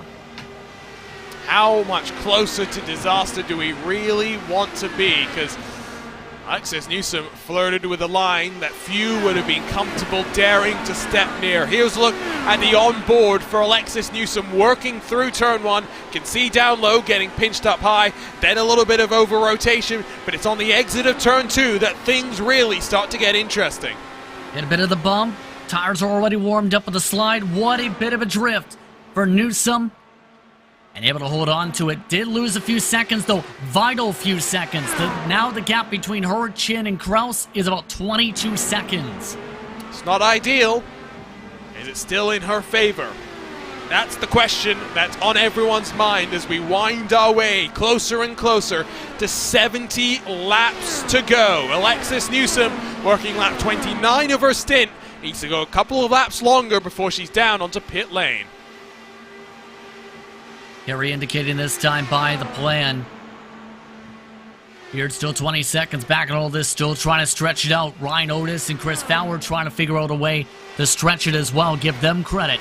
But there are months those project to be a lap down after the window closes here. There goes Newsom's help. Newsom with no draft now. There's a couple of cars further up the queue that she'll have to try and latch onto. Alexis Newsom now in front of Brian Beard, the only other car on this strategy with a hope of making it work. Ryan Otis, Chris Fowler, and Alex Guyon, who are running 5th through 7th, also yet to come down and box. Like we were mentioning, with Brian Beard, just not in a position to be able to capitalize on the strategy that they're on for a top 5, top 10 finish. And we're talking about valuable points in this double points race. Josh Chin, the gap now to Newsom is 21.5 seconds. They're doing all that they really can, JP, which is bring up the tempo, bring up the intensity, and start pushing as hard as they can. They've gained about an hour, 2 seconds since the last time we talked about them too. And now they have 3 cars to work with. Jason Brophy is still in this train. Albeit Brophy is on a much different strategy in terms of them right now, in terms of where he is on track. So there's that additional help. Now all 3 cars lined up astern. Now they have a chance to regroup and plan things out. If done right is the critical part. Brian Beard will box before Newsom, so Newsom is doing a sterling job of the fuel save at the front of the field. Tony Shaw and Matt Houston 2 laps down, swap around. Alex Guyon rolls off of pit road into the thick of some traffic as well. Still have 30 cars, somewhere in that number, still running out on track of the 38 that took to the start of this race. Newsom's on lap 32 now with 67 odd laps remaining.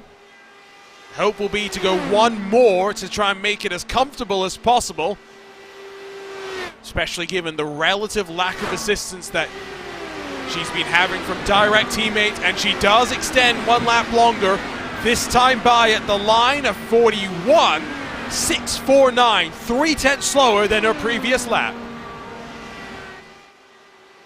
So now Newsom's right in the window, right exactly where she needs to go. She went the further lap too, which makes it a little bit easier for the back end of this strategy run. All Newsom needs to do right now is hope it stays green. Hope it stays green, because Newsom's right there in a prime position to win this race from this point forward, with her coming to 66 laps to go, as long as she doesn't make any mistakes and no caution. Still staying out there. What a remarkable run of fuel saving this stint for Newsom. This might be the one that puts her in a race-winning position. The likes of Joe Branch, Caleb Benty behind AJ Musselman, and as I mentioned earlier, Alexander Van der Sant used the undercut to break away from this train of cars, JP. Exactly what we talked about, the need to try and utilize that, to try and do that. Musselman now looking just to fight for what is currently the 6th position. But what a charge ahead by Joe Branch. Quietly has just been minding his own business. Was amongst those with the strategies last season, keep in mind. They also, mind you, have another car in Caleb Benty also in this train. Newsom is in. A marathon stint from Alexis Newsom to bring it down to pit road at the end of lap 135. From here, the margins are getting better. Josh Chin, Phil Krause will retake the race lead, but require an extra stop on pit lane compared to Alexis Newsom, who will slide potentially down into 5th position. Behind Kinsella and Van der Sant, likely, yes. 10.2 in the box. Now it's Chin and Krause 1-2 once more. But Chin still has been able to dictate things single file. There is Newsom coming out. Where's Kinsella is the question. Kinsella is way far back. In fact, it's a 3rd place exit for Newsom. That is much higher through the field than I anticipated. And again, look at the help that she has in front of her, JP. That's what she needs for this fuel mileage call to work out. Needs to ride behind Chris Lanini. Needs to ride behind Mitchell Riggs. In particular, I think Riggs is the better of the 2 helpers, and those in the first 2 back at that train. Just stay with them. Work together. 16 seconds back. Try and see if you can close a bit of time, but more so save the gas. As there goes some of the traffic. Lionel Kalisto trying to ride the bottom. This will force Newsom off the preferred groove. We'll watch the lap times. We'll track how this is going to play itself out. Working lap 137 of this round 10 of the Lionheart IndyCar Series. You're watching RaceSpot TV and the HyperX Indianapolis 500. Don't go anywhere. Coming up next, the run to the checkered flag.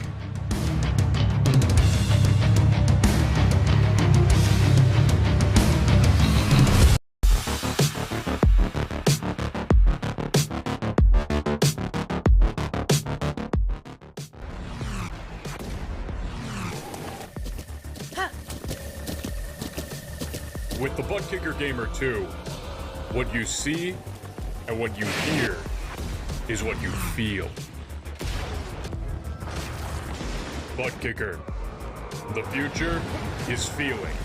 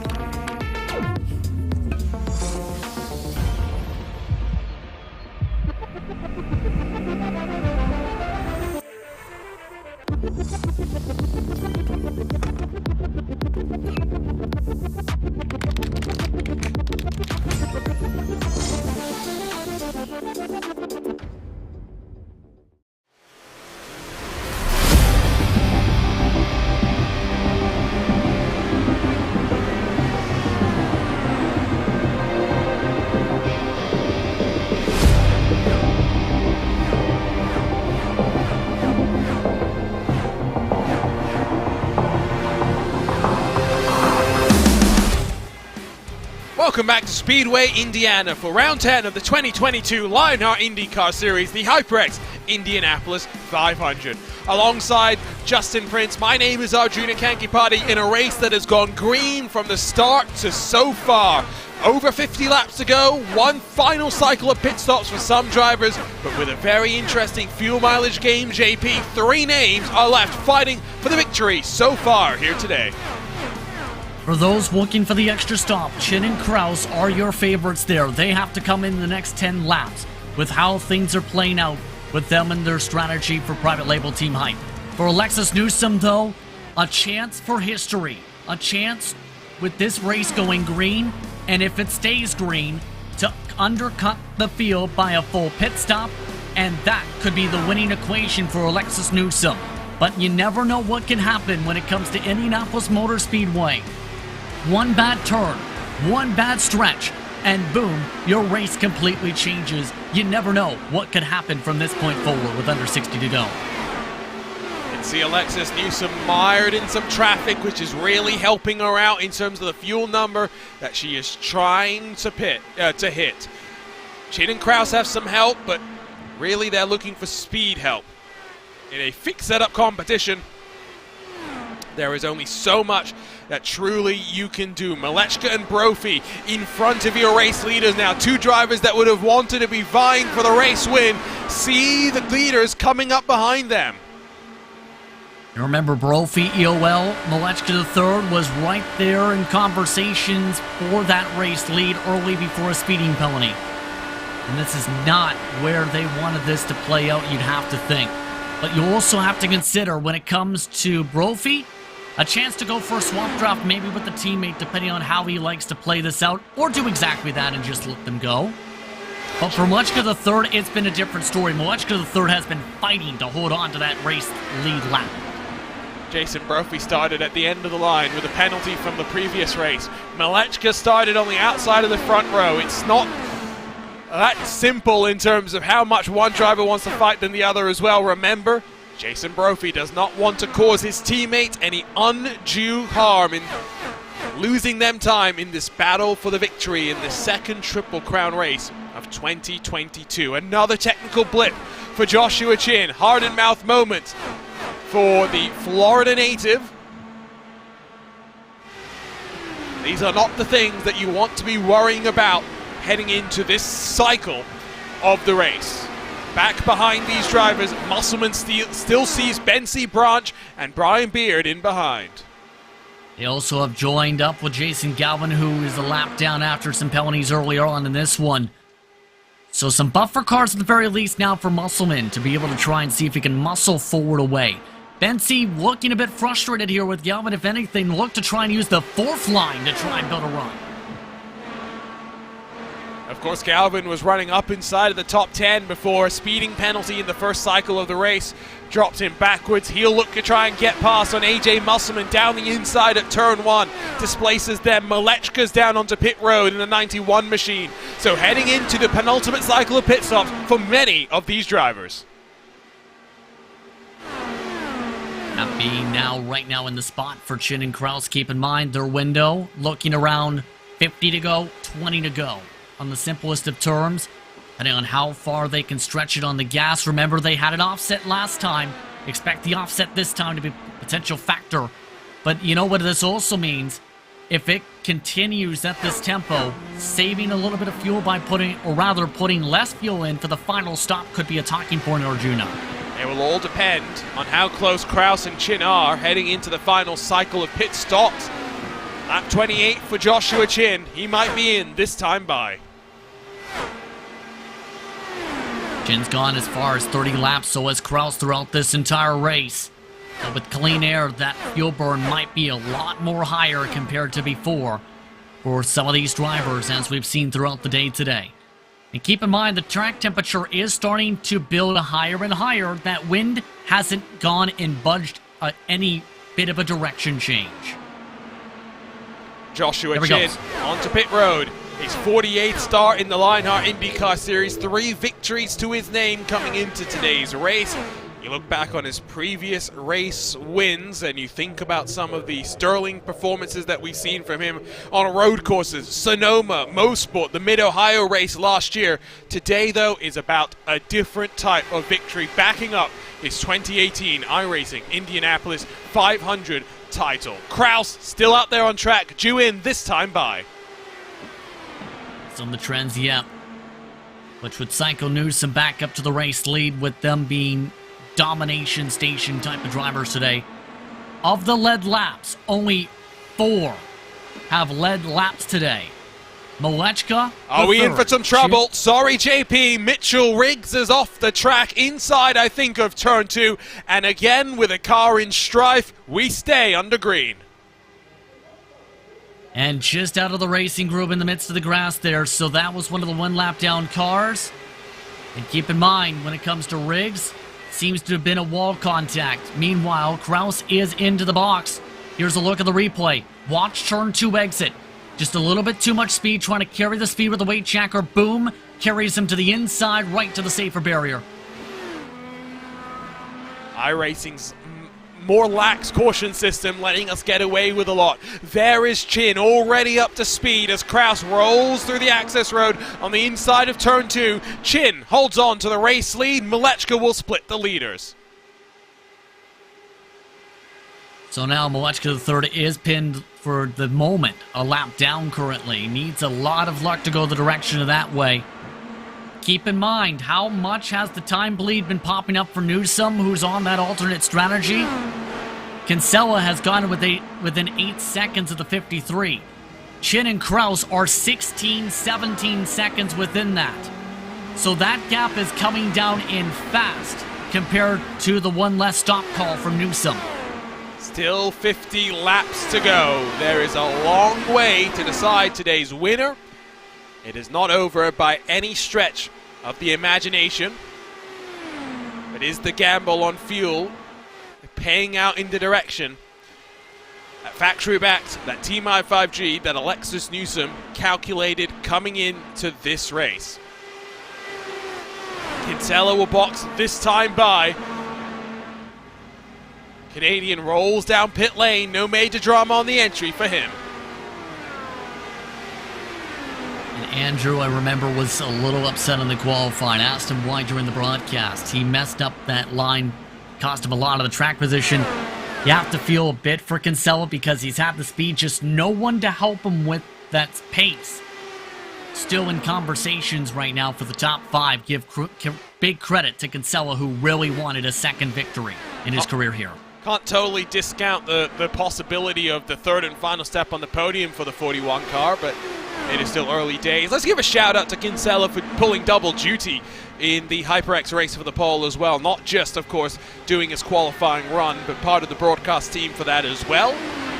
Unfortunately, for the next 7 weeks, I am preoccupied on Wednesday evenings with the iRacing Off-Road Championship Series. I'll miss what's bound to be some good races at the Short Track of Iowa, a purpose-built road course like Road America, and then, of course, as well, the trip to the Canadian Tire Motorsports Park that I am very frustrated to be missing. Malechka's going to swap back and forth with Joshua Chin. Phil Kraus might have something to say about that. Malechka the third, looking to still hold on to what could be for the lead lap here. Van de Sande has already peeled to the pit lane. Kraus reeling him in as well. This will be the tough balancing act. Can Kraus get enough pace to pass the 91, or will Malechka the third give a bit of giveaway? That's the tough balance. The counterpoint is, if you're Phil Kraus, do you save for one stint and for one alone? Do you ride around in the double draft of Malechka and Chin and try and get this done through the final cycle of pit stops? Remember, Kraus is going to box later than Joshua Chin anyway. Hypothetically, we'll need a little bit less fuel. Why not save, require even less fuel, and try and jump in the pit stop window? That might be something that Kraus starts to think about. Joe Branch down to pit road this time by. Branch keeping it clean throughout the night. Give a credit to as well to Marquez, who's quietly been able to keep his team up in the hunt. Still on the one-stop strategy. Looking, though, once again to the 91 Malechka the third. Will there be another swap draft attempt? Yes, there is, late in the corner. Kraus has backed it up, in fact, might be starting to play with the fuel map. We talked about this earlier. In-car adjustments. Front and rear anti-roll bar. Change the balance of the car. Weight checker as well to shift the weight on the car itself. Fuel map will let you extend these stints just a little bit further. Chin able to get back on Malechka on the run down into turn 1. The gap between Newsom and Chin is down to 14 seconds. Last time by, almost a full half a second quicker was Joshua Chin compared to your race leader. That makes me extremely nervous for the strategy now, because Newsom seems to be having to back up a bit, but also really struggling still with finding someone to truly work with the traffic, and that's the major thing right now. Newsom's losing ground on every corner entry and corner exit with the aero wash, having to lift that extra bit more compared to what Chin and Kraus have been able to do with their traffic management and their ability to swap draft. You see what Newsom's dealing with? Not really a great opportunity for a swap draft here. Watching this line of cars, Alexis Newsom is playing with 4. Strategy call. 35 to go. If she boxes, then you think she's comfortable. She boxes with 35 to go, she's on the outside of the window, looking uncomfortable. 34 to go, looking better. 33, looking very good. Anything less than that basically means Newsom can think about ratcheting up the pace in the final 30-odd laps of this race. How long can she truly go for. Last time by 7/10, the margin gained by Joshua Chin. This is too much time lost, Arjuna. I don't know if this is going to be enough for her to hold on here after the pit stop sequence. Getting past on AJ Musselman in the 54 for factory-backed Motorsports. What's happened to Malechka in this situation? He's fallen backwards because of that lap traffic. And all the while, the gap grows between Chin and Kraus, up to 1.3, coming to the yard of bricks. Chris Lanini coming on in. You see some of that shuffling back there. And Kraus is losing tons of time here. Kraus is really, all of a sudden, he's not able to make any passes in the midst of this traffic. Mateus Kraus also on in the 59. Also rolling from pit road, Chris Lanini in the 91. So plenty of stops with just over 40 laps to go. Matthias Kraus comes in from 6th position, still requires a splash and dash to the end of the race. From pit road they come. Lanini's trying to merge into a good spot. Ryan Otis battling with Chris Fowler and Brian Carey. Carey's up 28 positions, although having said that, as he works lap 30 of the stint, he needs a caution to come and help him out. And has been struggling in the midst of that as well, I will say. I've noticed him hit the bottom of the curbing. Is it currently at the tail end of the lead lap for some? Ryan Otis, meanwhile, also in that strategy window, needing a caution to stay on the lead lap and pin a few others down off that main cycle. Currently, this is not for position, though, that he's in the midst of trying to work behind. This is Nunez he's working behind at the moment. Trying to run from a driver in Fowler he's been with all race. Under 11, the gap for the race lead. It's a little too close. If you're factory-backed Motorsports with 40 laps to go, there's a fascinating chat that's been going on all day in our YouTube live conversation about pizza and various choices of toppings and whatnot, and even local chains. However, there is some slander about pizza, saying that stuffed crust is not good pizza. JP, what are your thoughts on this? Depends on the place, because it's not easy to make a stuffed crust and cook it properly and taste properly. So you need to have it from the right place if you want a stuffed crust. If you get it from a certain couple different chains, it won't be as good. Not naming said chains. I like that one. I agree. Stuffed crust is good, especially if you're more creative with what you stuff it with. There's plenty of options which don't have to be uber boring. Under 10, the gap for the race lead, though. Another 0.8 of a second disappeared in the blink of an eye. I think if you're Alexis Newsom, at some point you've got to get up and go. I wonder if what Newsom is doing right now, JP, is thinking about the final stint of the race, trying to hit a number that will get her to lap 32. 32 laps to go, at that magic marker where she can start easing up and start going a bit harder, forget the fuel saving. That might be a possibility maybe in terms of that tempo, because right now, if this continues, Newsom's not winning the race with the current time bleed. If Newsom picks up the tempo by a significant margin at the end of the race, I think there's less panic. But the main thing that she might be doing here is maybe saying there's a big train of cars here, I'm going to lower the fuel maps, try and back it down so you can do exactly the point you just mentioned. Go hard at the end of the stint, try and maintain the gap after the pit cycle, and hope that Chin and Kraus don't get within your wake to be able to battle with you. That's a good point. How many cars are in front of Newsom? The time required to get past each and every one of them maybe doesn't play out in the cycle, in the calculation as favorable. Maybe the better call is to just save until you can get to pit lane from here. We'll wait and see. It's all coming to a head. I did mention as well, we may only end up with the top 5 still left on the leading lap. Don't count that out of the realm of possibilities either. Just 6 cars left on the leading lap as we cross the line, 36 to go. Gap down to under 9 seconds and closing for Chin. Here's a look at what Chin's dealing with, though. A lot of battling in front. That's not for position. Galvin and Branch. Branch amongst those hoping to stay in the lead lap after things cycle. You can also see Phil Krause has lost out. 3 cars between him and his teammate at the front of this field. 2 seconds the gap between the 93 and the 19. Andrew Kinsella past Chris Fowler. Fowler, another car, trying to just extend as long as he can, working lap 31 compares to Newsom's 30. Ryan Otis, another car, working lap 31. Not trying to vie for victory, or vying for those double points on the line. A lot of these drivers looking for some luck as well, midway through the campaign. Especially with Chris Fowler, it's not been Fowler's season, where Fowler's been in contention for so many victories, but has really nothing to show for it point-wise. Now is hoping that Newsom doesn't find a way around here, or at the very least, a caution was to be triggered soon.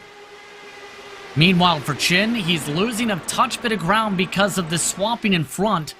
If anything, this has stagnated the progression that was being made, with Newsom having someone to finally work with.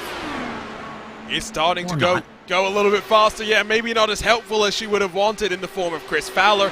Fowler's saving even more than Newsom, who said, I can't lose any more time behind you. But remember, Newsom is working onto lap magic number 33 to go. If she boxes after this lap, she is looking very comfortable on the fuel number. Oh, and somebody on the apron all of a sudden. That is Ron Hacker in trouble. Ron Hacker in the 21, slow rolling to pit lane. Crucially, Newsom stays out. At the very worst, she's looking at a 32-lap run to make it to the end from here. She's made the green light on the gas. Now, does she push? Does she try and go as further as she can? That's the major question mark. Chin is still 8.5 seconds back right now at this time, with no draft to peel off of. Here's what happened for Ron Hacker. So through turn 2, up in the groove, a full line up as well. Straight into the wall. Another car finding out how tough the Indianapolis Motor Speedway can well and truly be. Does Newsom box this time? No, she extends one more lap. Magic fuel saving from Magic Alexis Newsom.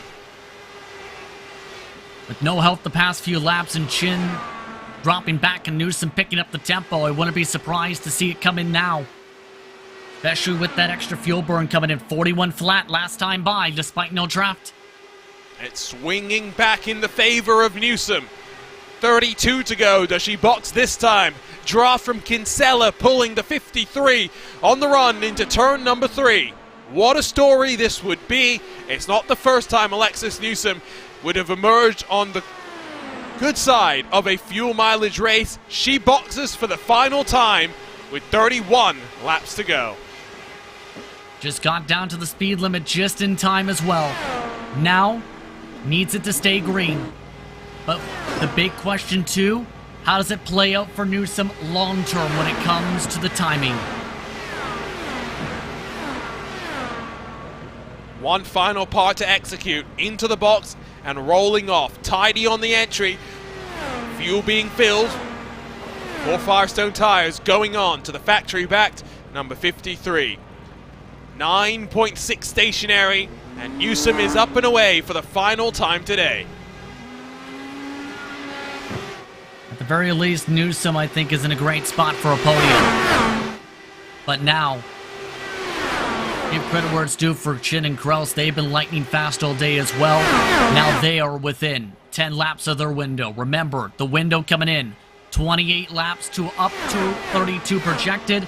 Some have really saved tons and tons of gas, though, with the help of the draft, up to 35 laps today. And remember, the number for Newsom means she can be a bit more aggressive this stint. She can push a little bit harder. Does not need as much help as she's had the last 60 or so laps, but she's got help from those in front of her. Ryan Otis, first car in line with one of the race first machines just in front of that. It's looking good for Alexis Newsom. It's closed as well between Josh Chin and Philip Krause. Traffic playing a factor. Plenty of traffic, in fact, building up a little bit, helping Krause gain up for some time. Krause, remember, was dropping back in quick. The tough thing is, Krause needing to find a way to get clean air in that traffic as well to try and get around some of those cars. Lost a ton of time behind the lap cars. This is all playing into Alexis Newsom's hands. Less than 30 to go. in the second Triple Crown race. The momentum you build today will be carried all the way to the end of the season for the final Triple Crown race for the next double points event at Fontana. Well, here they go. Here they come, and both cars nice and tidy onto pit lane. No speeding penalties. Now it's the matter of where they cycle. One of the quickest races at the Speedway in series history, looking for its first green flag to checkered race. And now it comes down to where they come out here and how does Newsom respond in terms of the potential defense. Oh, Phil Krause has slid through the box and has got to try and find his way into the correct spot. That has blown Phil Krause's chances of victory. Joshua Chin already up and away, and Phil Krause has done it to himself. Wow. Just wow.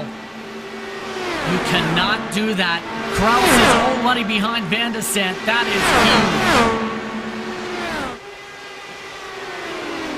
Van de Sant still yet to come to pit road as well. One mistake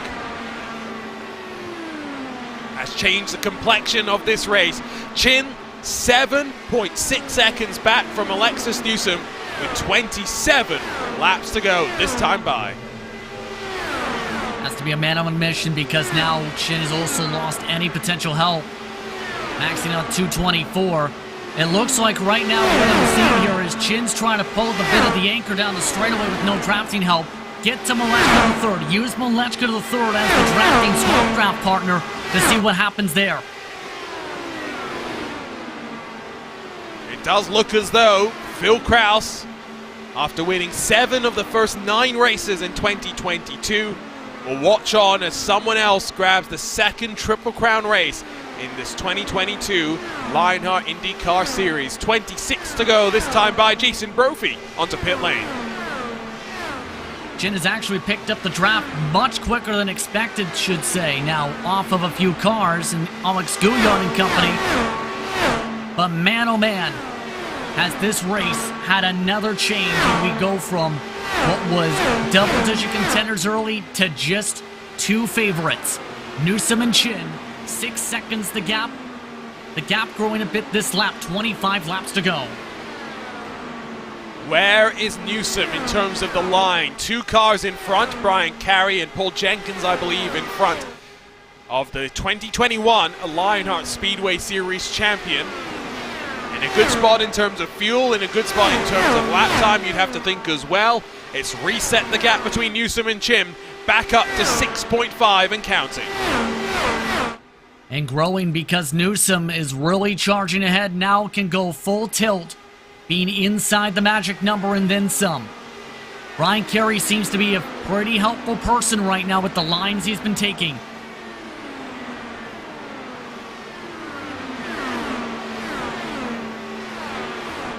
Hear the engine note around the track. It's a difficult time for a lot of these drivers knowing what's on the line. You've gotten this far. Now where can you position your car best? Let's grab a look again at that error in pit lane for Phil Krause that has changed the complexion of the battle for the lead. Sliding all the way through the box and then trying to get it lined up once again. Phil Krause, first major mistake that we've seen from him in 2022. And it's likely the mistake that cost him the victory and has his worst finish of the season of 3rd. But still, that's the type of mistake you think back and say, I shouldn't have done that. That is a major mistake from a major veteran. In terms of the platform, should say. No, sorry. I was just sending off some messages to the Team i5G camp to try and see how close it is for Newsom on fuel. What does she have to do in terms of hitting her number? It was only a couple of laps longer than what we think Josh Chin has got to do. So with 23 to go, coming to 22 at the line, Alexis Newsom is relying on Brandon Traino and Christian Steele to guide her to the end of this race, and the word from Brandon Traino, JP, is she is full push to the end of this race. And that is huge. And that shows exactly the card Newsom was playing. Save the gas, as you were talking about. And as we were discussing in in general. Save the gas, be able to push at the end of the run with a lighter race car. 3 laps the difference on them strategy-wise. Kinsella coming out just ahead of the race leader. Newsom looking to lap him. Kinsella emerges in 9th position for the time being, although we are waiting for cars in front of him to come down and box potentially one more time. The only thing that changes the story of this race would be a caution. It looked similar in the iRacing Indianapolis 500 earlier this year. During the month of May, Alexis Newsom with the team around her was building up for a victory on strategy. Cautions changed the game. Will we see that again today? Mike Grigney down to pit lane. And Rigney, not the way Rigney wanted this race to go. You see a very slow pit exit, meanwhile, going on at the end of the racetrack. It's not a pit That exit. is a very slow Matt Houston. Yeah, I saw at the back of the shot that I think Matt Houston had a bit of a bobble there. Just as I was saying, all that Newsom needs to do is hope that the caution doesn't come out. It's about as close as you want to get. JP, talk to us about this one. Well, it wasn't necessarily a pit exit. It was more so a hit that navigated him there. Turn 1 has been a bugaboo for many. Short chute, slammed to the concrete part of the wall, and that's enough for mandatory damage repair, including a part coming off that car as well for Matt Houston. Houston, a very quiet day, not a good day for the 66. What's looking like it would be a decent day for Matt Houston in that 66, at the very least getting some solid points on the board, but now very much sliding backwards in the field. Under 20 to go, 19 this time at the line. The gap has grown, it's 7.5. Van der Sat is hunting down Joshua Chin, albeit with a pit stop yet to make. And that's the interesting part I'm finding out of all this is Chin's really losing ground. Lots and lots of it in oodles of bunches. Now it's the matter of, does anybody want to help out Chin here with this race? Remember, Malechka III worked with Newsom last season in the Speedway Series. What more do we have left in store for us here today? In Chapter 10 of 22 in this 2022 Lionheart IndyCar Series. 18 to go at the line. Van der Sat down to pit lane. That's to be expected with that stop to make it to the end on gas, a lighter car. But the swap draft is being utilized by Malechka III, interestingly enough here. But it's not helping enough for Chin to close up. 7.5 seconds back. He's lost a second this run. Cars looking dirty. Debris thrown up over them over the course of the previous 180 laps. 6.9 the gap for the race lead. Still battles going on. Matthias Kraus on course potentially for a good top 10 finish as Brian Beard and Andrew Marquez behind him. The only car that we think doesn't need a stop to get to the end is that 5 car. Brian Beard on for a top 5 finish. But even then, it's a 7-lap difference now. Beard was on that cycle before, but that's changed over time. If anything, Beard is now in the hoping for a caution club with 9 cars in the lead lap here. But that lead is going down. This is likely going to be the ebbs and flows the rest of the way. Because now, it's the matter of Newsom needing the traffic to not play a factor.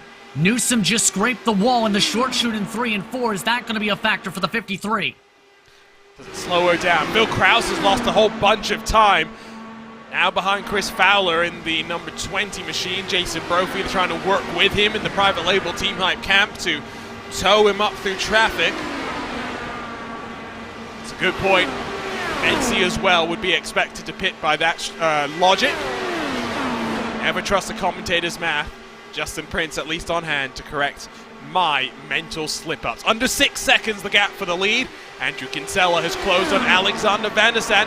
Both cars have made their final stop onto pit lane. They're fighting then for overall position. Kinsella with fresher tires. Excuse me, other way around. Van der Sat with the fresher tires. But Kinsella with the better run in the draft. Gonna quickly zip on by. How big is the difference going to be for the fresher tires, though? We've seen it be a somewhat differential mark, but more so the timing of your track position has been the more critical part of the day. Beard down to pit road, Marquez follows him in, so final stops for them underway. Bensi and Kraus continue to wait for a potential caution to come and change the game one more time. 38 cars took to the start of this HyperX Indianapolis 500-mile race. Only 26 are left running. Attrition, as with any race here at Indy, has played a mighty big part. Kinsella holds off Vandesat one more time. Kinsella, though, is defending the inside. Slanini also joining the fray in 20th position. So now Newsom is starting to drop back, starting to go back into save mode a little bit maybe, because the time is starting to get dropped back a bit. If anything, might also be looking for some clean air to get some good rotation here to try and keep the push ahead. We are running out of time though. 13 to go at the line. The gap still over 5 seconds. Chin is looking for tenths of a second every single lap. He doesn't have that advantage just yet. And last time by the stripe, 3/10 picked up, but that's not going to be enough quite yet. It's going to be close, but it's not where he needs to be in. There's plenty of traffic to deal with. At least 4 different cars are between him and Newsom currently.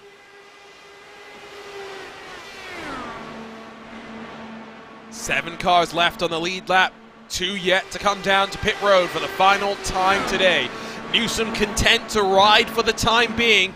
The gap stabilized at 5.2. Jason Brophy gets in front of AJ Musselman as he tries to recover his way up through the field from an end-of-line penalty to fighting for a top 10. Recovery is a bit near contact. That's Musselman squeezed up nearly to the wall by Brophy. This is not what Kraus wants to see in his rearview mirror. Matthias Kraus, on the other hand, is down on pit lane for the final time today. Plenty happening on track as we near the 10-lap to go margin. Brophy and Musselman fighting for 12th position, 5 odd seconds back from Joe Branch. Kraus will be working with Brophy to hold on to that position, especially when you look at the HyperX team standings with no Connor Harrington and no Adam Blocker racing today. Carey also down to pit road for the final time today. I think Newsom's found the sweet spot. Not too close, not too far back of the draft to be able to get some help on the straights, but also not too much arrow washing the corners. It's going to be a little bit more hairy, though, with that traffic coming out. And Matt Houston, who is on the bottom, and so there goes that strategy plan for a moment. Houston's running slowly as he tries to get back down to the inside of the track. We'll let your race leader go. Gap back up to 6. So it comes and it goes. The swings and roundabouts of racing at Indianapolis. Under 25 miles to go. Newsom has to hold on for 10 more laps for this historic victory. Would be huge for the Speedway Series champion from last season to pick up a huge Triple Crown victory here today in the HyperX Indianapolis 500-mile race. It's been that type of a day where strategy has reigned supreme, and it's been attrition building up for many over this long green flag run of 191 laps now complete. Rhino just has lost a little bit of ground. Joshua Chin will clear on him. Might explain why the gap has grown very slightly. Last lap was a 43.317 for Ryan Otis. Caleb Bensi will duck down to pit lane. Should emerge inside of the top 10. A good recovery after starting in 17th spot. That means Van de Sant from the EOL as a result of the crash in qualifying. Now up to 4th once things cycle. Kinsella, give credit to round out the top 5, it looks like possibly. Depending on where things play out here as the pit stop complete for Bensi and both cars pass on by the 29. Just 4.7 seconds stationary for Caleb Bensi, indication that maybe no tires, fuel only for him. For Kinsella, running in no man's land for so much of this race, he might have been thinking, what if? Some good points on the board for number 41 Machine. Otis will emerge 2 and a bit seconds back from Caleb Bensi. Let's see if old tires are going to be able to hang on. Otis already up to full racing speed, of course. Racing for the lead. Newsom still 6.2 clear. JP, she looks like she's comfortably holding on at this point in time. At this point, just have to hope it keeps going like this. The point of no return here in Indianapolis, about 3 laps to go. That's got to be the mark where you can start taking some breaths. Just don't push up the hill like that again, please. The algorithm that calculates risk and reward and whether it's worth it surely starts to swing in the direction of conservatism if you are leading the race. If you're Josh Chin, goes the other way. It starts to be ratcheted up even further, pushing for all your worth to close the 6-second gap that you've got. 6 laps to go. Joshua Chin needs a second per lap. I don't know if he's going to get a second per lap at this point, as Newsom nearly knocks the wall down. Now this might be realistic. Newsom hits the apron. Now slides it down. This is not what Newsom needed to see. There's the 1 second. It's bobbling. It's wavering. Alexis Newsom's resolve at the end of this race. Remember midway through 2021 when it seemed that she could not get out of her own head. Joining up with Team I5G has been a definite step upwards in terms of mental strength and the speed that we've seen from her. It's got to hold on for the next 5 laps. After a worrying 2.5 miles, still 5 laps left to go. They're fighting tooth and nail to stay inside of the top 10. Ryan Otis gets past Joe Branch. Otis has been one of those 2 drivers, remember, who is staying up towards that group. Major differences between him and Chris Fowler. Fowler back in 15th, Otis after ditching him, able to jump up and forward. But remember, Brophy's in the mix, Beard's in the mix, Musselman is in the mix for his second career top 10 as well. Bensi is losing all sorts of ground right now.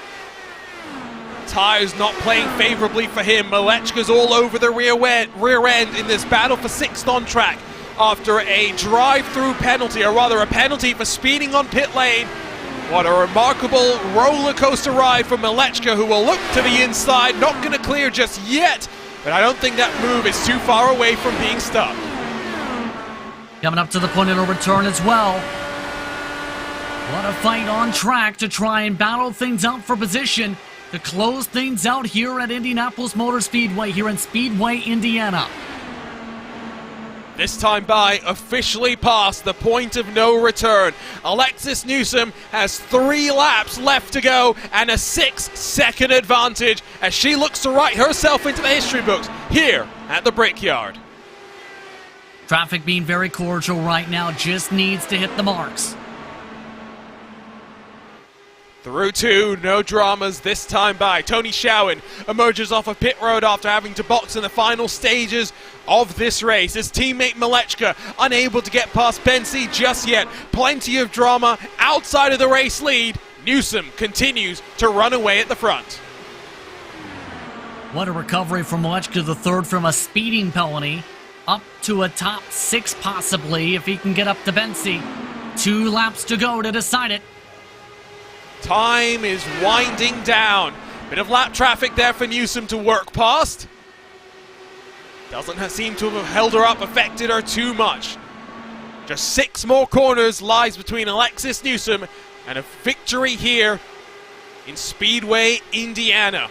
What a journey it's been for Alexis Newsom. What a roller coaster of a day it would have been as well. Green so far, committed to the strategy nice and early, and it's played out a treat for the 53. What a day for Alexis Newsom, committed to the one stop less strategy from the get-go, executed it to perfection, have the race go to perfection.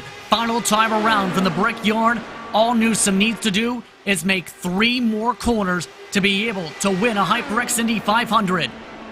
It's the first time in 10 years that the Lionheart IndyCar Series has visited the Brickyard and gone caution-free. This is what Newsom wanted during the month of May, a fuel strategy race that would take her into victory lane. It wasn't to be. She watched on as Christian Steele ripped the win away in a one-lap shootout at the end. But here today, strategy has reigned supreme, and Alexis Newsom will win the 2022 HyperX Indianapolis 500 to seal just her second career victory in the series. What a day and what a moment for the factory-backed number 53.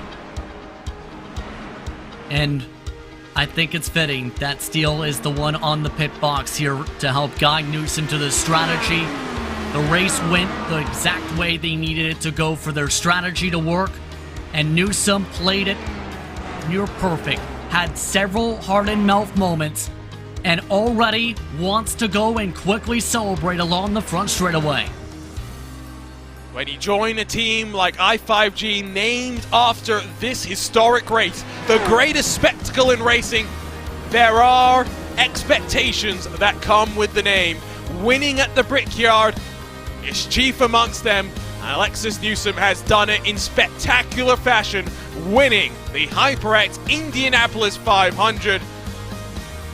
53 car burns it down in HyperX victory lane. Of course, you don't do it on the bricks, but man, oh man, what a historic day for Lionheart as well. Incredibly driven and incredibly patient was Alexis Newsom to wait for this winning moment in the Lionheart IndyCar Series.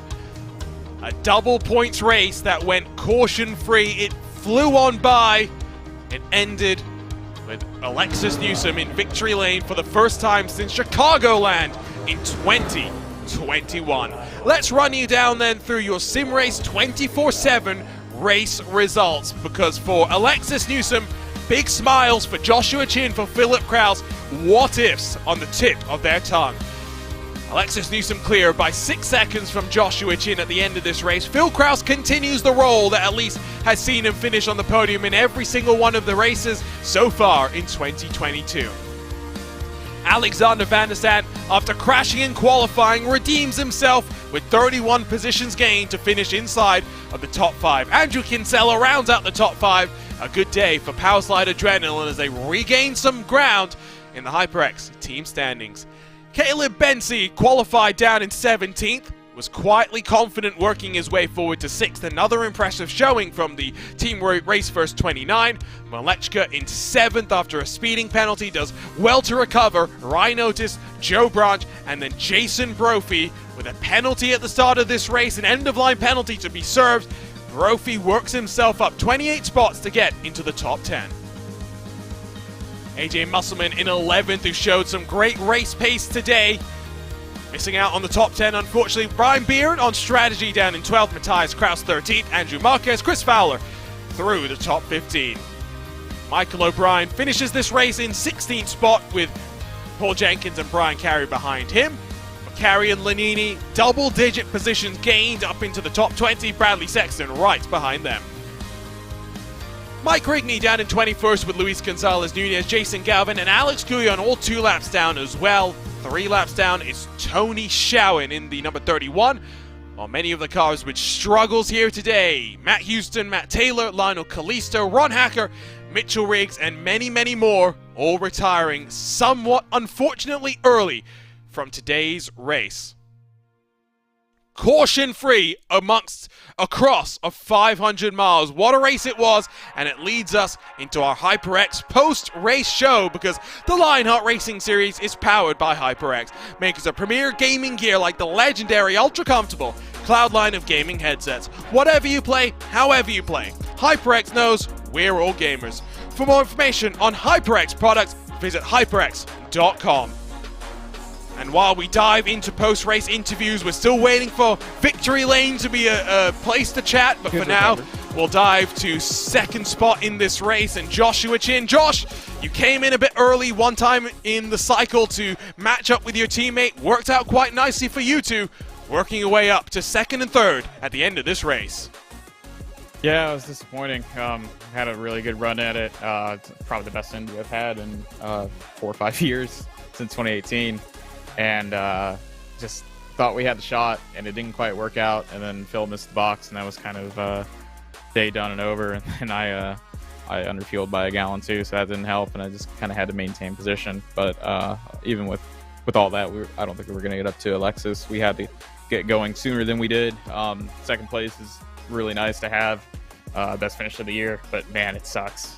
Really wanted that win. Did you ever think about trying the fuel save? Did you ever expect us to go caution free for 500 miles?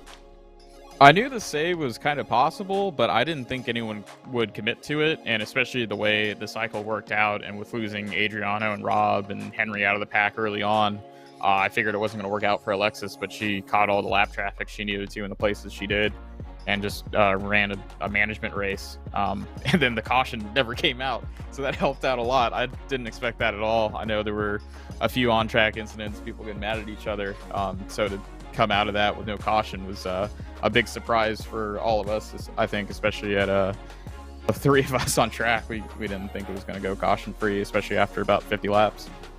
Only your 7th start of the season. You missed 3 races, but you've had some good speed. 3rd and 4th consecutive, back-to-back Watkins Glen and then Phoenix. I mean, what are your aims for this season? Not competing for a championship, not fighting as part of the team championship either. What's your goal other than good finishes? Just trying to get wins as much as possible and support Phil and getting the title, the guys, and getting the overall team championship. Today was a big step in points. Trying to get my goal is to try and get top 10 once drops and everything work out. I think I'm down like 3 races right now, so hopefully it'll work out pretty nice. Getting double points in a race for once has actually been a great change for me, because I think it's the first time I've scored in a double points race that wasn't more than like 30 points. So yeah, overall just try and help the guys get the championship and just have a good season. Go trophy hunting from here on out. Congratulations on 2nd here today, Joshua Chin. Thank you, guys. And now we can dial ourselves up into HyperX Victory Lane, where Alexis Newsom is standing by. Alexis, talk to us about the emotions. You came close in May, but you finally got this victory, a signature victory at the Brickyard. Yeah, I cannot believe it went green, honestly. I just kind of did the same thing we did in May and had the I5G guys helping us along with the factory back. And yeah, I'm really glad that worked out. I'm shocked, kind of. I mean, we know you like a fuel save. How likely, when you committed to this strategy, how much were you thinking this was realistic? How much were you waiting for an ill-timed caution to come and ruin the flow? Oh, pretty much every lap from lap 60, I was waiting for something to ruin it. And after a certain point, I thought we were done, because I lost so much time and lost the front 2 and couldn't stay behind them anymore. So I thought a caution would come out after that, but we were kind of stuck in the strategy, and well, it worked. And now 2 2nd place finishes. You missed our race at Suzuka, but a win this season. What's it been like in your first full-time campaign in this Lionheart IndyCar Series? Oh, lots of mistakes. I think I could be a lot higher if I just hadn't done so many stupid things. But it's learn from stuff, and maybe next year will be a little better, or I can claw my way back up a little bit. Still a long way to go. Double points. Alexis Newsom, a winner of the Lionheart HyperX Indianapolis 500. To the final step of the podium we go, and we're joined by the man in form, the man in vogue, Phil Kraus. Phil, unfortunately, it was a mistake in the pit cycle that cost you any chance of being able to fight maybe a little bit more for the win, but talk to us about the race after putting it on pole position. Yeah, it was a pretty good race.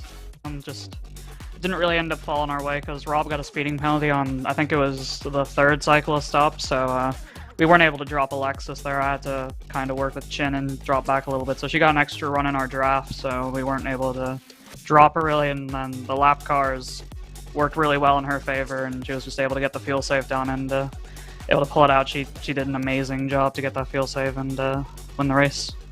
I mean, the run is over, Phil. You didn't finish inside the top 2 today. You only finished inside the top 3. I mean, halfway through this campaign. Oh no, Arjuna. I know. I mean, imagine the bad luck that you must have had. But I mean, overall, you must be looking at this first half of the season. We still got 1 race to go, yes, but 2 double points races in the books. You've now got very little pressure in some ways heading into the back half of the campaign. Yeah, definitely. Obviously, finishing on the podium every race definitely helps with that, Arjuna, but yeah, there's a pretty comfortable margin in the points to work with. Definitely can afford to have a few blunders on mine, but still looking forward to the rest of the season. I think it's Motegi Road next, and ran there in Scops earlier today. That did not go well, so hopefully it'll go better in this car. Oh, you did Scops earlier today? Well, I did 15 meters of Scops. For those that don't know, Scops is the premier V8 Supercars League, so Phil Kraus branching out. Unfortunately, well, 1 race didn't go so well. This race went rather well. Congratulations on the podium, Phil Kraus. Cheers, Arjuna. Phil Kraus diversifying, what a scary proposition that is. And Justin Prince, that will wrap up our post-race interviews. Let's look forward at the excitement that lies ahead. It's not Motegi, it is an M though, so we'll give Phil Kraus a cookie for trying. But July 13th, a bit of a break now, a couple of weeks away before we go up and go again to close out the first half of the season. We head to the tricky and tight, many more words to describe this fantastic race course, the Canadian Tire Motorsports Park.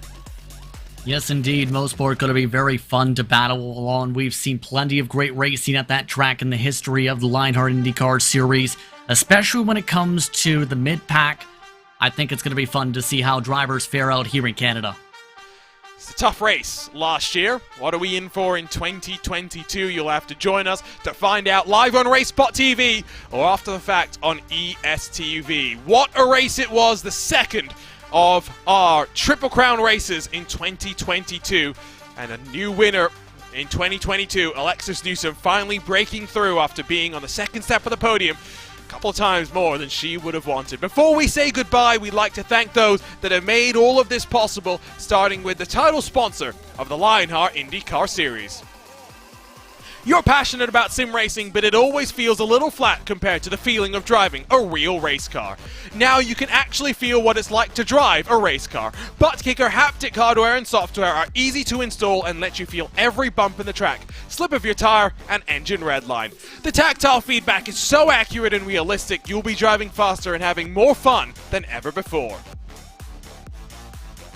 The Lionheart Racing Series is powered by HyperX. Makes their premier gaming gear like the legendary Ultra Comfortable Cloud line of gaming headsets. Whatever you play, however you play. HyperX knows we're all gamers. For more information on HyperX products, visit hyperx.com.